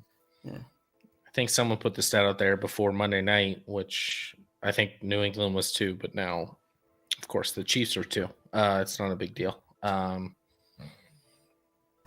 Chiefs have a bigger point differential than they had all of last season when they went 15-2. It's not a big deal. It's not a big deal. We're talking about the Steelers and the Colts. We already talked about this game. Cuban in the chat. Happy birthday. I'm honored to share your gambling addiction today. Thank you, Cuban, for the birthday wishes. Appreciate that. Thank you. Indiana Jones' last 67 red zone trips resulted in a touchdown or field goal. Colts could be the best team in football. You think this is a trap? I don't think so. It's a trap. I don't think so. It's going to be a little sweaty, but I don't think it's trappy. They play bad teams and taking care of business. Yeah. So Like the only way this goes the Steelers' way is if this is like a look-ahead spot for the Colts. I don't think I don't even know who they play next week. they play the Falcons next week. I don't think it's That's a really look-ahead spot. although they do leave the country, so that is a factor. Yeah. Maybe. Just joining. When's your birthday? It's today, Piglet. My birthday's today. And then Denver PD. This is my Halloween costume. Since we're not live for Halloween, I am Chauncey Billups getting booked by the Denver Police Department, and then for cheating in poker games, because that's what I do. So there you go. That's the whole story behind the getup. So who have the Colts? Can't believe. Who have the Colts beat beat? the Titans twice, the Broncos, the Chargers. Broncos and Chargers are probably their Dolphins. 2 most impressive wins. Granted, Oh, Captain Irvin. Whoa, Captain! Let's go! Thank you, Captain, for the 5 gifted. Let's get it. Appreciate that. We got a hype train. Gifting out to Storchio, Fire, Chairman, Dr. Boulder, and Black Market. There you go. There you go. And there's Rec. Thank you. Appreciate that, Hauser. Thank you. All the hypes in the And for chat. your birthday, you're going to jail, Chauncey. I know, right? Thank you for the birthday wishes, guys. Appreciate that. I'm matching the silvers in the beard right now. You know what I'm saying? So yeah, we're celebrating with We're you all on today. the same page again. Yes, that's right. Thank you so much for the generosity. All right, so we're all on the Colts. Feels good. I think it feels good. feels good. Feels good. All right. Next up, we got the game of the week. We got the This Bills, will be boring. Bills and the Chiefs, which Scotty and I have this as our best bet as well. I put this in early on in the week, saying this was probably going to be one of my picks, and it was. But let's get to what this game is shaping up to be. We got Chiefs, 1.5 point favorites on the road in Buffalo, minus 134 in the money line for the Chiefs, plus 114 for the Bills. Over under set now at 52.5. Scotty, go ahead and talk about your boys. I mean, listen, the Chiefs are playing really good football right now. Hold on. Let me get on my phone because I took it away for some reason. Let me get this. I think right now they're third in points against in the league and fourth in points for, which seems pretty good. Hold on a second. Let me pull up this stat. Sorry. The Bills have only played 2 of the top 10 offenses in the league thus far this year. I mean, the Bills have had a soft schedule. I think we know that. When they faced 2 of the top 10 scoring 2 of the top 10 scoring defenses. Diacola. Thank you for the 500 bits, Diacola. Thank you.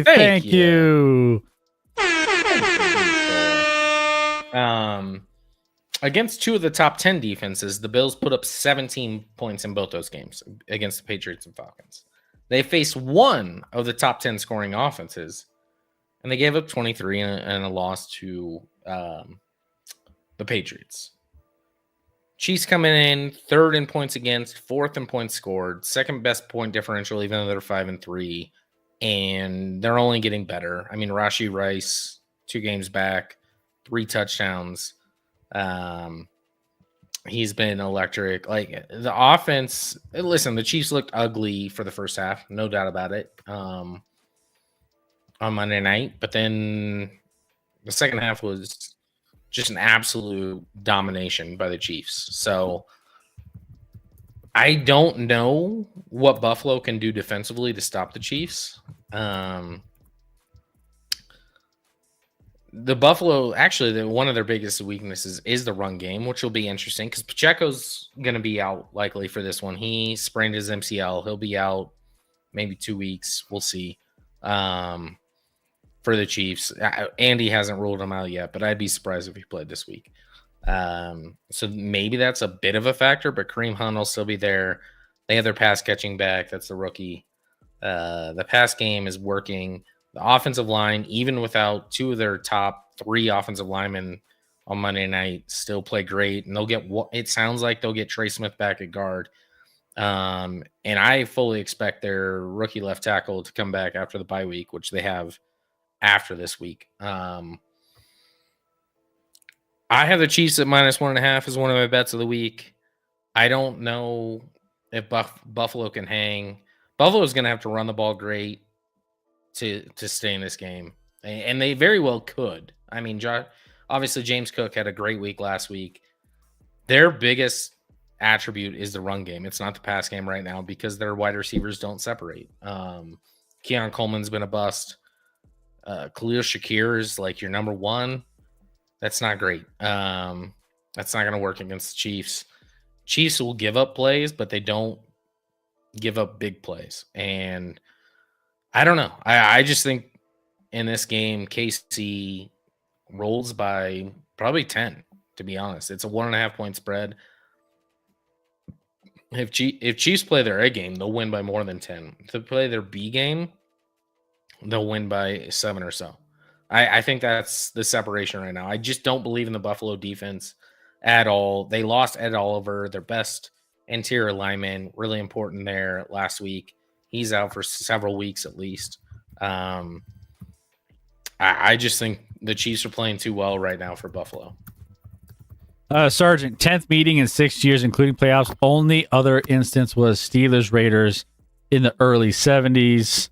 So I think in this game, I mean, I'm on Chiefs as well. Chiefs are hitting their stride at just the right time. also too, I mean, it seems like, the Buffalo Bills have kind of had the Chiefs number in the regular season. Then the playoffs come around, and then all of a sudden, the Chiefs end up winning in the games that really truly matter later on in like the AFC Championship or any kind of round in the playoffs. So I think that this is going to be a change this year. This is a Chiefs offense that is a lot better than we've seen from the Chiefs offense, in recent years.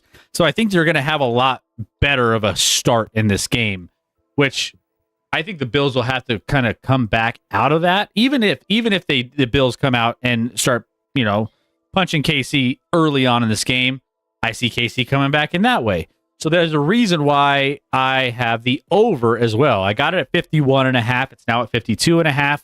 So it's ticked up a little bit. I do think both teams are going to be able to score, even if, a lot of that scoring is going to be done by the Chiefs. I think the Chiefs, I could see them getting to, at least 27. If the Bills somehow keep up with that and this spread maintains what it says it's going to, we're going to have a high scoring game. So that being said, I have the over and I have Chiefs minus 1.5 in this one. I think this is the year the Chiefs actually get that win in the regular season. And who knows what that's going to look like in the playoffs, but I do think the Chiefs are currently the better team right now. So Chiefs and the Bills defense is not good. Chiefs have scored 28 straight in 5 straight games, which is tied for the longest streak in Mahomes' career. So that's how good the offense is playing right now, and they're not going against a tough defense. The Bills defense is not good right now. And so all we're doing is asking the Bills to score 20 points, 24 points. Which I expect the Bills to score, but you got to be careful. Somehow the Chiefs, and I don't know if they're great on defense. I think they're much better on offense, but somehow over their last 3 games, they've only given up like 24 points over 3 games combined. Who do they play in those last 3 games? Washington, who they broke up a streak of 17 points or more in 27 straight games. Yeah, which there's Mariota. Mariota started some of those games otherwise, but yes, they only gave up 7. Not even close. I thought Mariota actually played pretty decent, to be honest. The Raiders and who was before that? I don't know. Not great teams by any stretch, but still, 24 points over 3 games is pretty good. Pretty good when you're playing NFL teams. Yeah. So there we go. Best bets of the week: Chiefs, and yeah, I like the over. I think that there's going to be some points scored in this game. I think it's going to be a super competitive one down the stretch. Oh, it was Goff. Actually, it was Detroit. The game before. Also, Detroit was included in that. But Detroit, speaking of Detroit, on the road, right? Aiden Hutchinson getting paid. Aiden Hutchinson got paid. Yep. Not a shock, but he got his money. And you know who didn't get paid? Trayvon Walker. Yeah. Again, I lost money on Aiden Hutchinson not being the number 1 overall pick, and I'll still be mad about it forever. You'll forever hate the Jaguars for that. Forever hate the Jags. All right. Well, this one's going to be an absolutely insane game, so make sure you're checking it out as well. Game of the week. Sergeant was Aiden Hutchinson.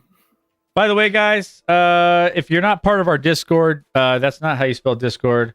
Join the Discord.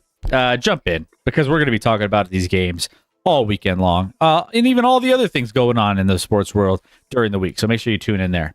All right, next up, Vikings Lions. You talk about this. I'll do a code yellow real quick. Code yellow in the chat while I set this up.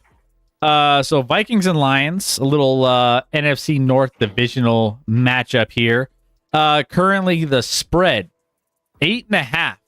Detroit favorite at home by 8.5, minus 500 on the money line. So very juicy. Minnesota plus 385, over under set at 48.5. All right. This is one of my other best bets of the week. And I'm on the chalk. I'm on Detroit minus 8.5. So this is one of the chalkiest picks of the week, but it feels like the best one that I feel really, really good about. What do we talk about all the time on this show? Talk about Jared Goff at home is so much better than Jared Goff on the road, especially outdoors. So you're taking that recipe and you're putting the Lions at home where they're comfortable against JJ McCarthy, scheduled to make his return because of what we saw last week with that whole scenario. Russell Wentz literally got sacrificed. What's that? He literally got sacrificed in that game. Yeah, basically. Poor bastard. They just threw him out there and just destroyed that man.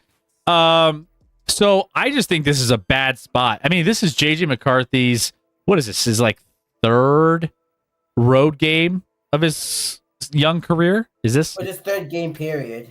Or third? I mean, yeah, third And a game. road game. But then you throw a road game situation into it.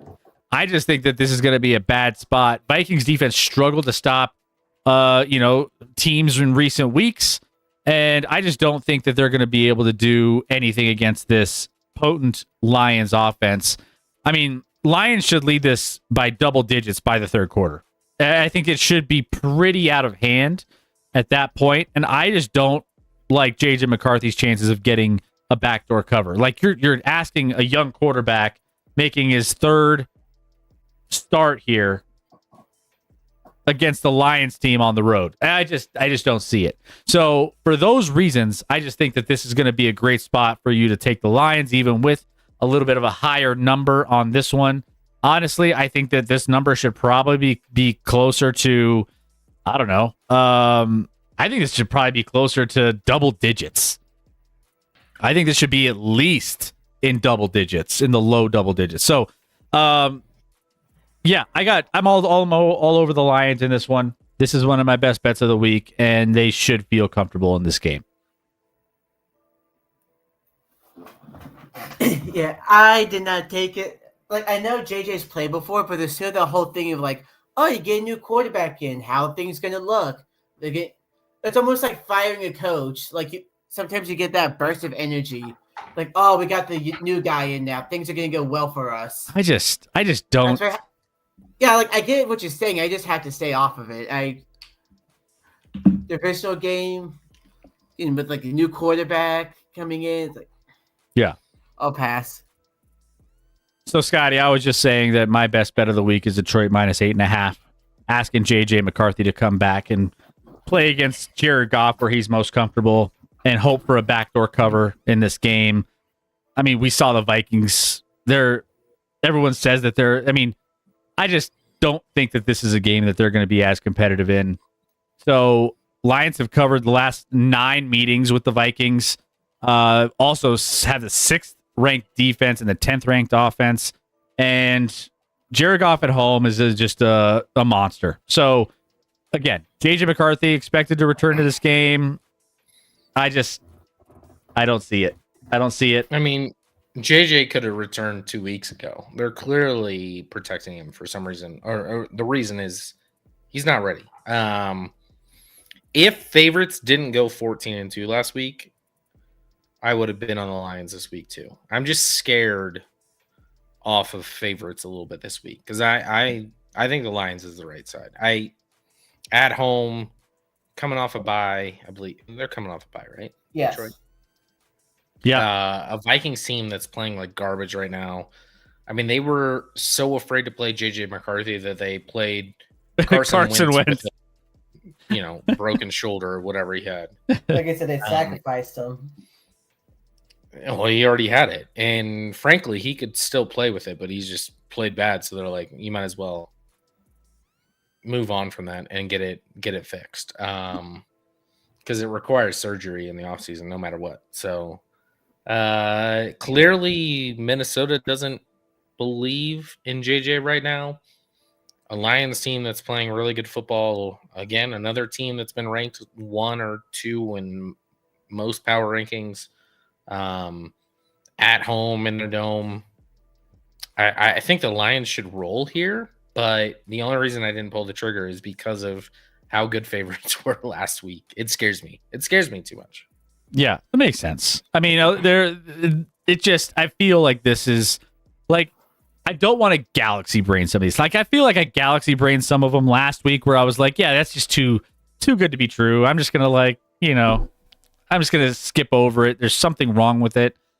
this week with the Detroit Lions, they're just a better team. I mean, this should be double digits by the third quarter. So Sometimes I feel like gambling is easier when you don't know all the trends. yeah, like don't when get you that opportunity. overthink some of it, you're just like you just look at both of these teams and you got a quarterback making his third start, like we said, on the road in Detroit against a good team after not playing and not having a rhythm over the last couple games against the defense, and then the Lions against the defense that is giving up yards on the ground to, like, who was it last week? It was Kamani Vidal, who was like just running all over him. I'm like, Great running back. No, I'm just kidding. I mean, like, it's just, I just, Jameer Gibbs has no shot.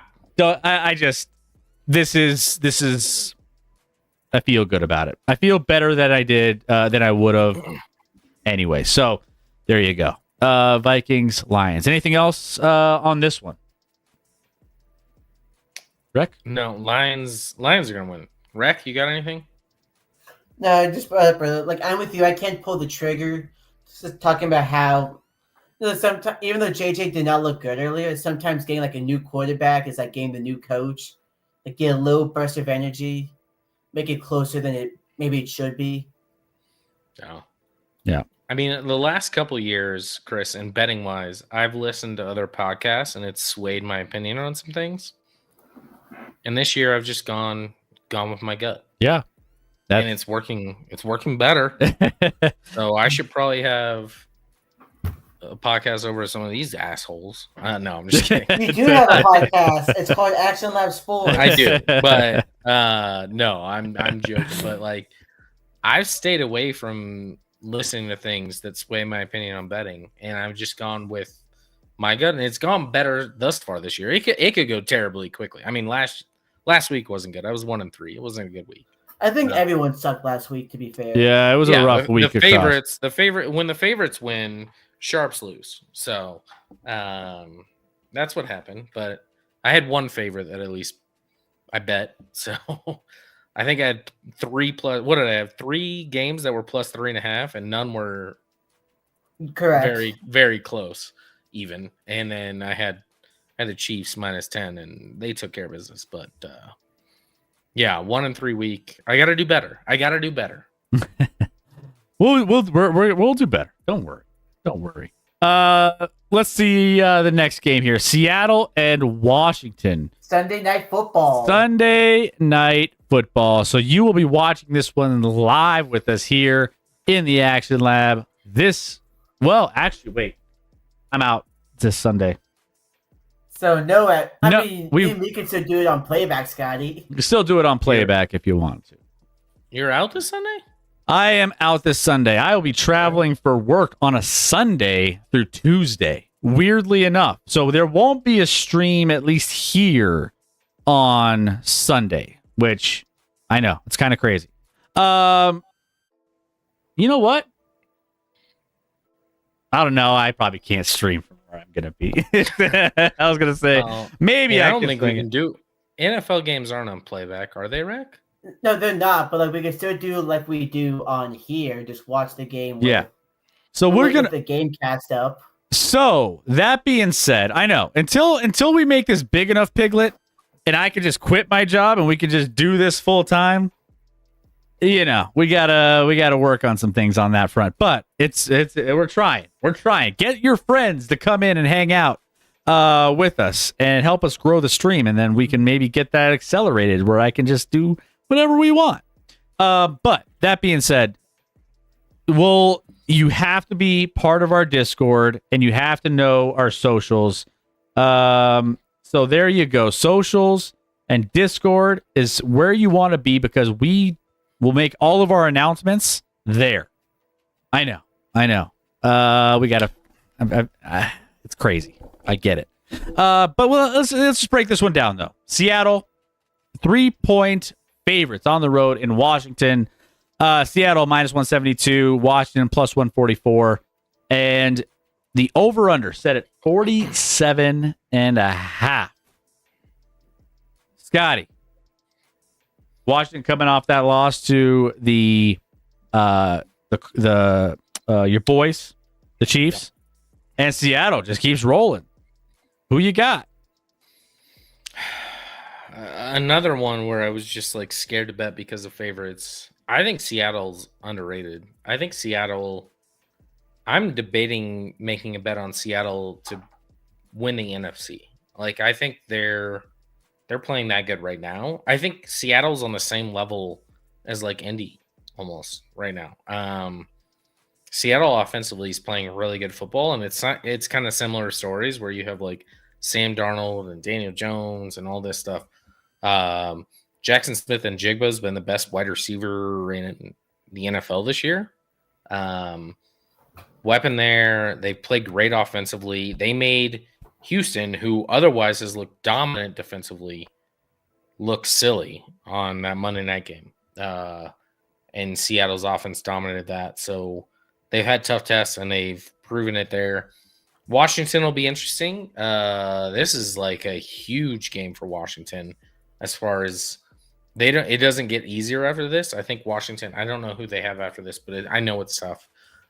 Based off the graphic I saw on Monday Night Football. I can't remember who it is. Like, I don't know, Eagles and they have so Detroit, then they have so Detroit, Miami, Denver, Minnesota,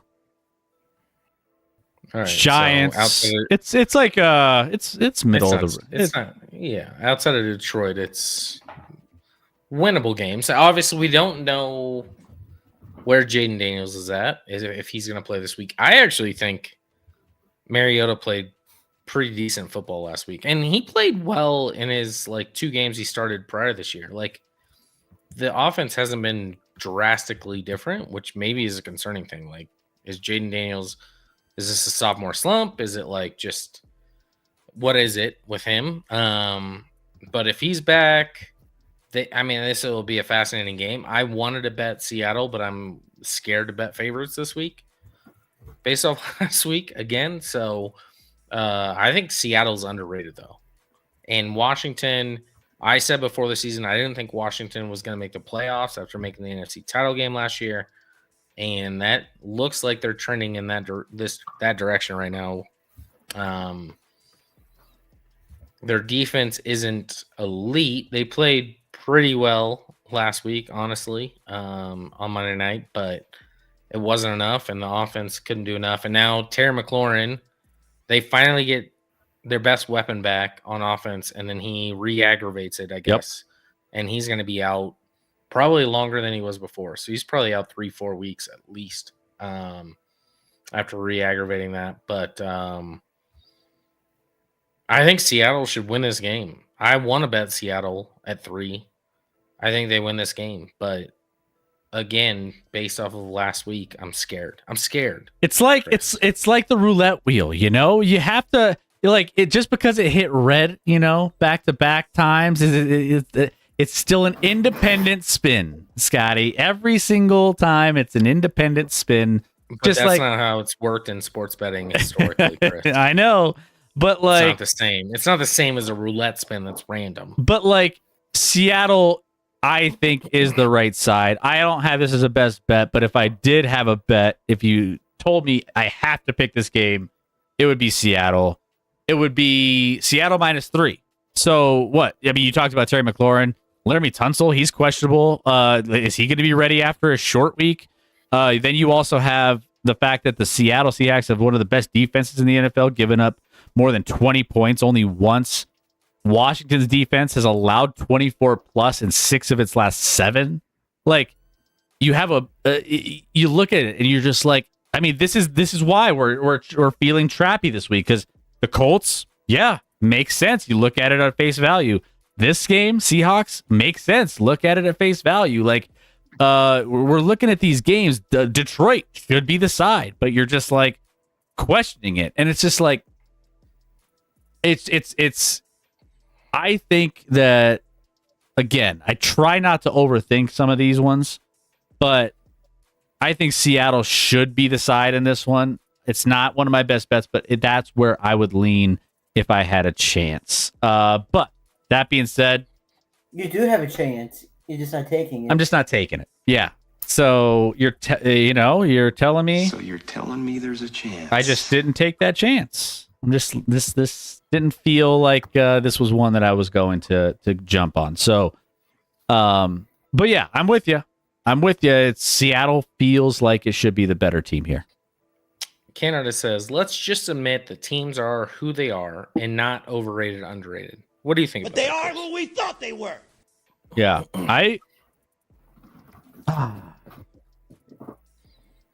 it's with strength of schedule. I mean, we've talked like you talk about some of these things too, and you just like maybe we're just in this space of like these teams shouldn't be doing what they're doing. The Colts and the Seahawks shouldn't be doing what they're doing. So you have trouble believing it because you're like, no. Like generally over the last like few years, these teams have been kind of like not relevant. So the minute they are, you question everything when really they could be for real, right? We just haven't seen this recently. They came out of nowhere and are blowing up the NFL. And now, I mean, you're contemplating taking them to win the NFC at 11-1. And to be fair, let's keep in mind, Sam Darnold with Minnesota last year went 14-3, and then they were embarrassed in the playoffs. They weren't good. So I think it's too early. I think overrated, underrated is always a thing in sports because there's a human element to how you rate it. So whether you feel what that human element is, but like I think the Seahawks are underrated. I think there are teams that are overrated.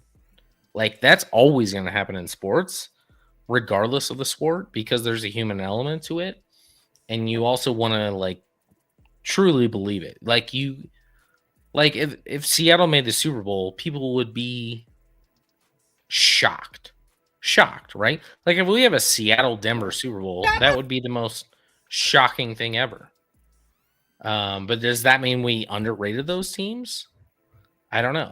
I don't know. It's complicated, but I think there's always overrated and underrated in leagues and sports because there's a human element to it, and you can't, whether you don't believe what you've seen, or you don't know if it'll continue, or you just look at record. A lot of people just look at record and they're like, well, their record's better, so they must be better.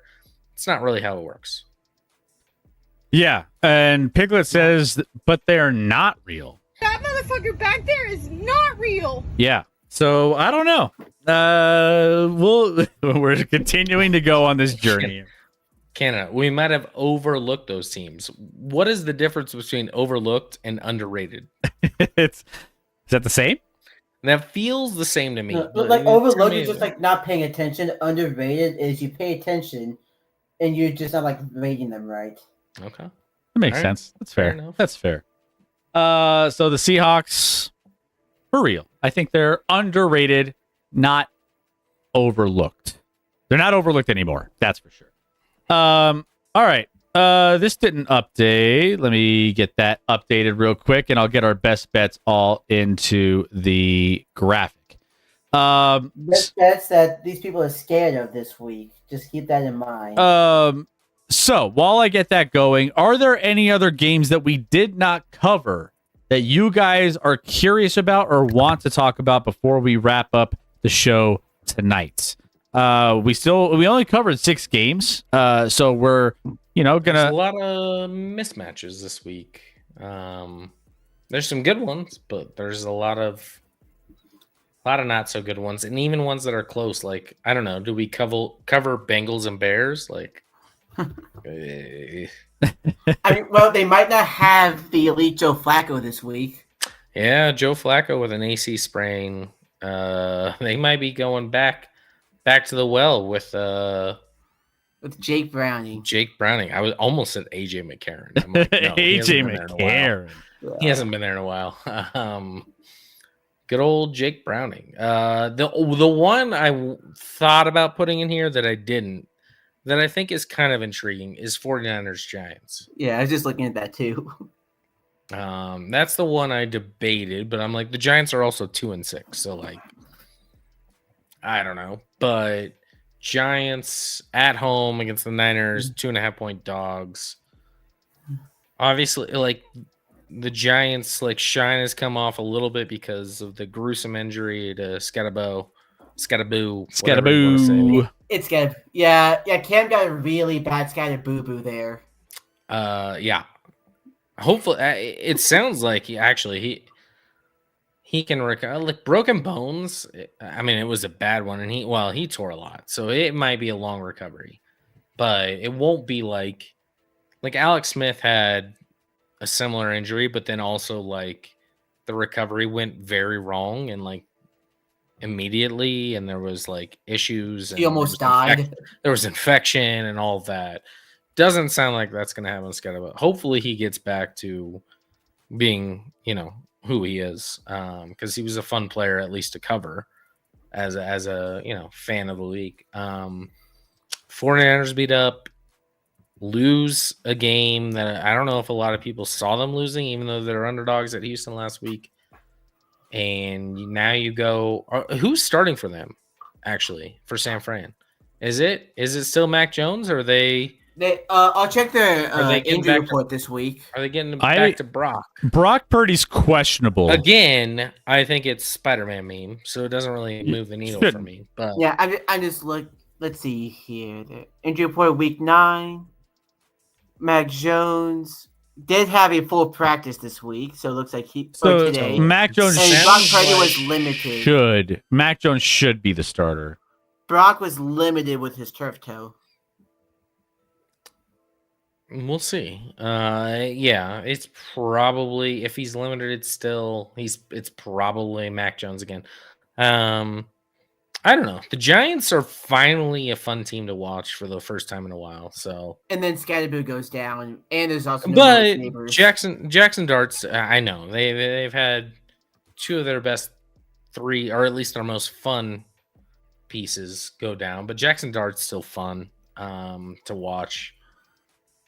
I actually lean the Giants in that one, but I didn't put it on here just because the Giants are 2-6. But at home, only a 2.5 point spread against the Niners, who are also, Niners are going to be beat up all season. Man, I'm looking at a lot of these lines across the NFL. So 81% of the money, 86% of the public in that Seattle game, all on Seattle.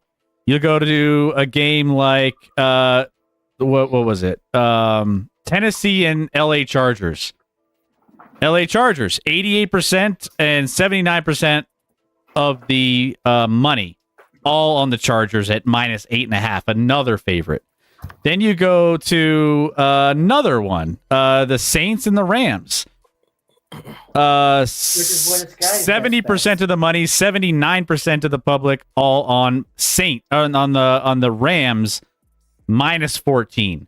Like big spreads, and like all the money and all of the public is coming in on these spreads for favorites again this week.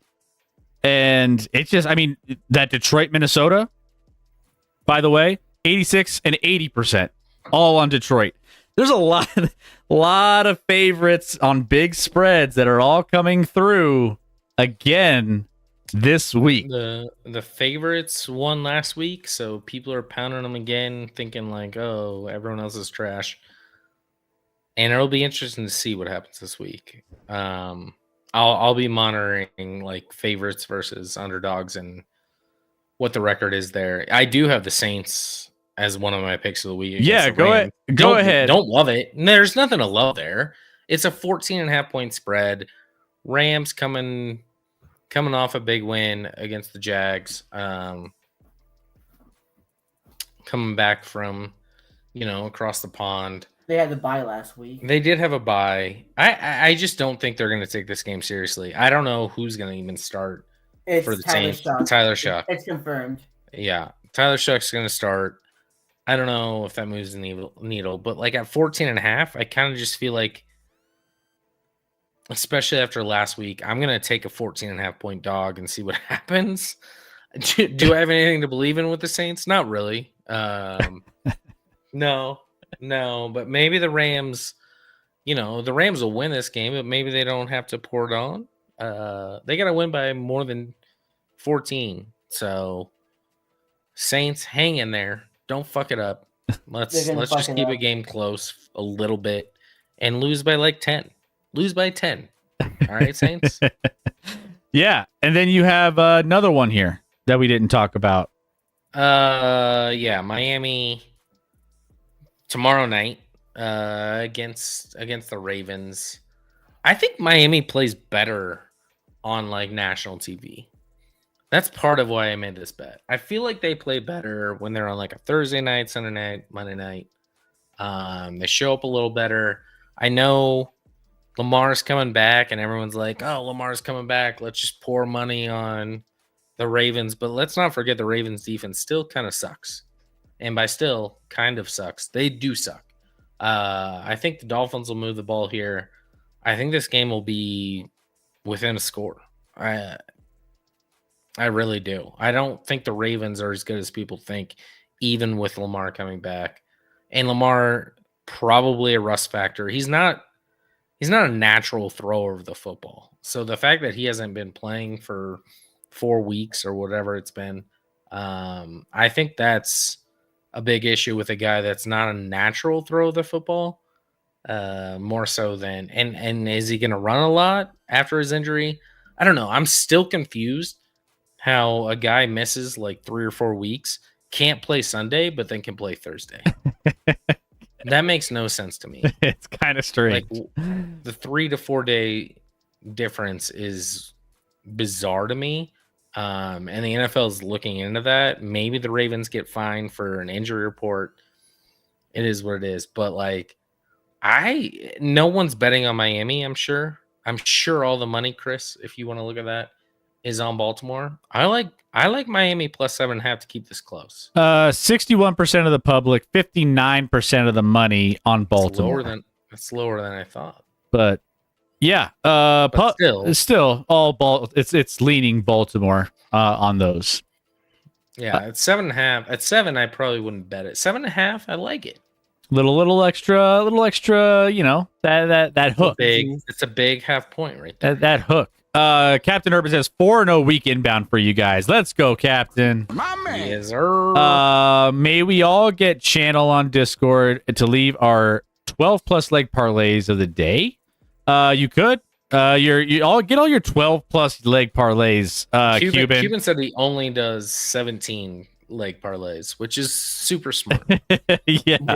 If you're gonna do a parlay, make it 17 legs. Chris going with my boys, giving up 8.5. I missed that. Let's go. I got you, Chairman. I got you. Chairman, I also like that game. I'm just scared based off of how many favorites won last week. But you guys should roll. And the fact that people are pointing out that JJ's never lost in Michigan is, well, he's never won in Michigan in the NFL. So we could do that. I'm scared too. LOL. All right. Well, yeah. So Chairman's kind of conflicted because he roots for JJ. I think the Lions roll. I want to bet that game, but Patrick will face the mighty I evil. Wilson will cry, I am Patrick. There it is. You mean the MVP of the league? Patrick? That guy? You mean Patrick. Jonathan Taylor? I'm shaking. Jonathan I'm Taylor's here. not an MVP. I'm here. He's a running back. It's not even a pitcher.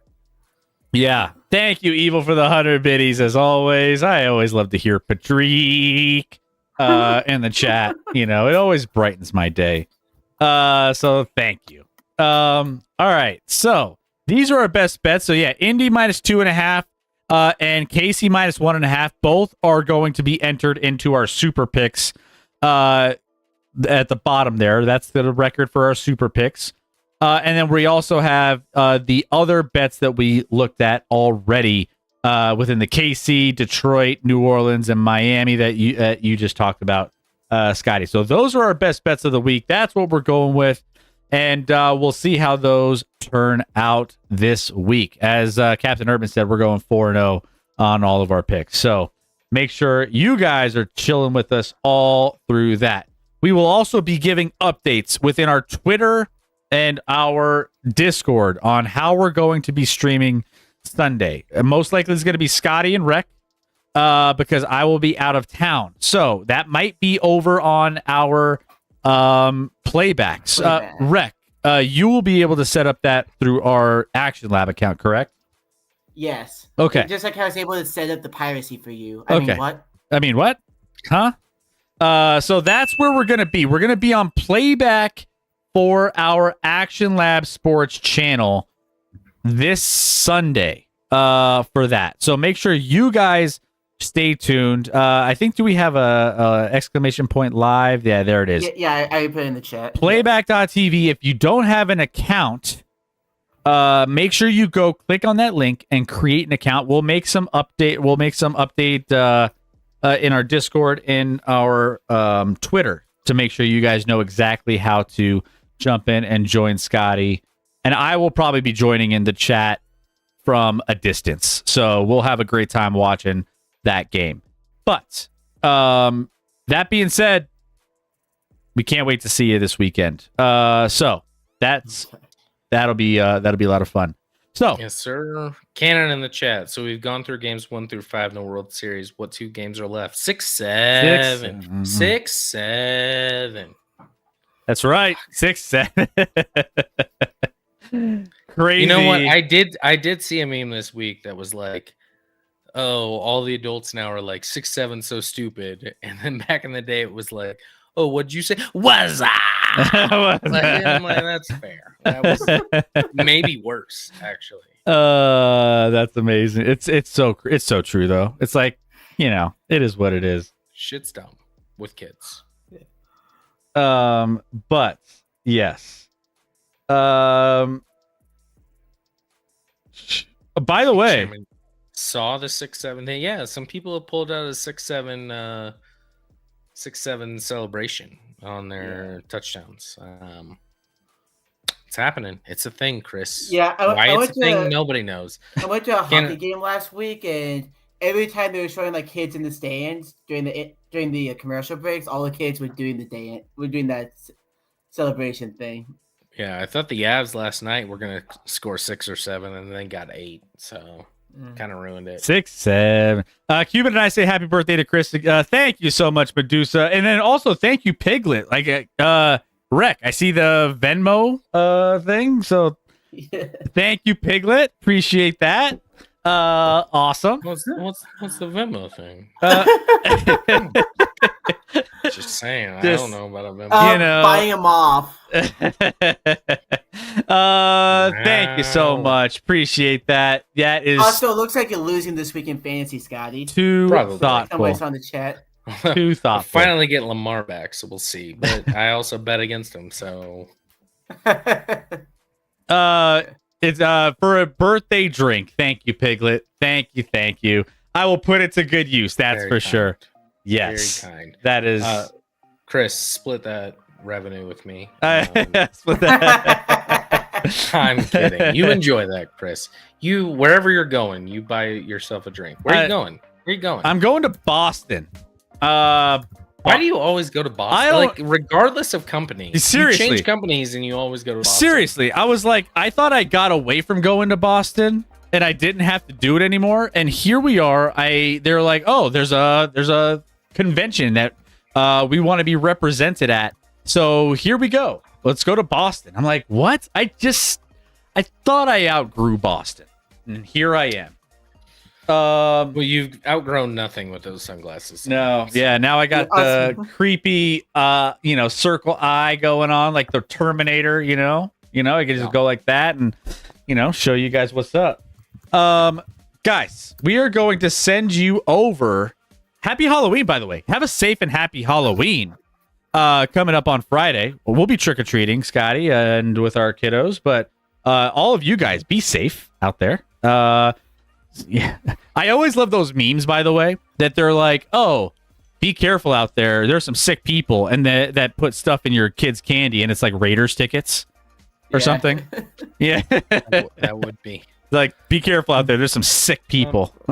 2 things are concerning there. 1, Raiders tickets. 2, how did you get a hard ticket? Also, I found the time 7:47 in my kid's Snickers bar.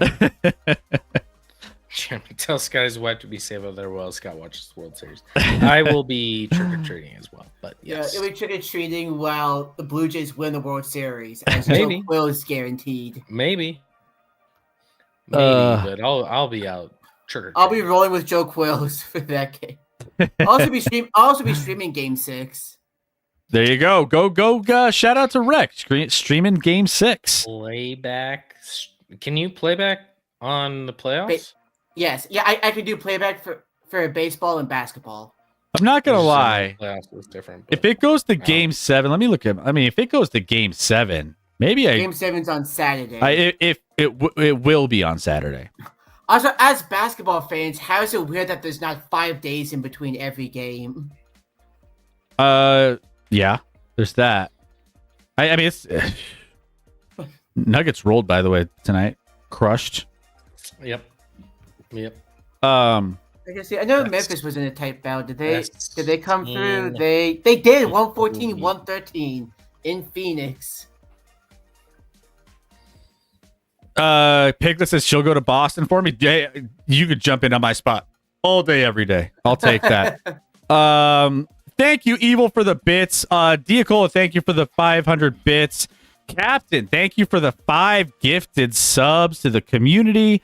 You guys are all the best community in the planet, and I don't tell you that, guys, enough. Scotty and I, we talk about you guys all the time, even when we're like hanging out. We're like, remember that In, time? only a positive. In only positive ways. That's true. Yep. But honestly, Actually, that guys, is true. We never talk about you negatively, unless it's like Milwaukee's, maybe. But, Milwaukee catching strays out here. I'm kidding, Milwaukee, sort of. Sort of, not really, maybe. We're gonna send you guys over tonight to McDoodle. She's got a Mario costume on, and she's also got a saxophone, and she's serenading everyone with some jams. So go give McDoodle Mario playing the pipe. and play in the pipe. Hey, let's You know. go. Roger.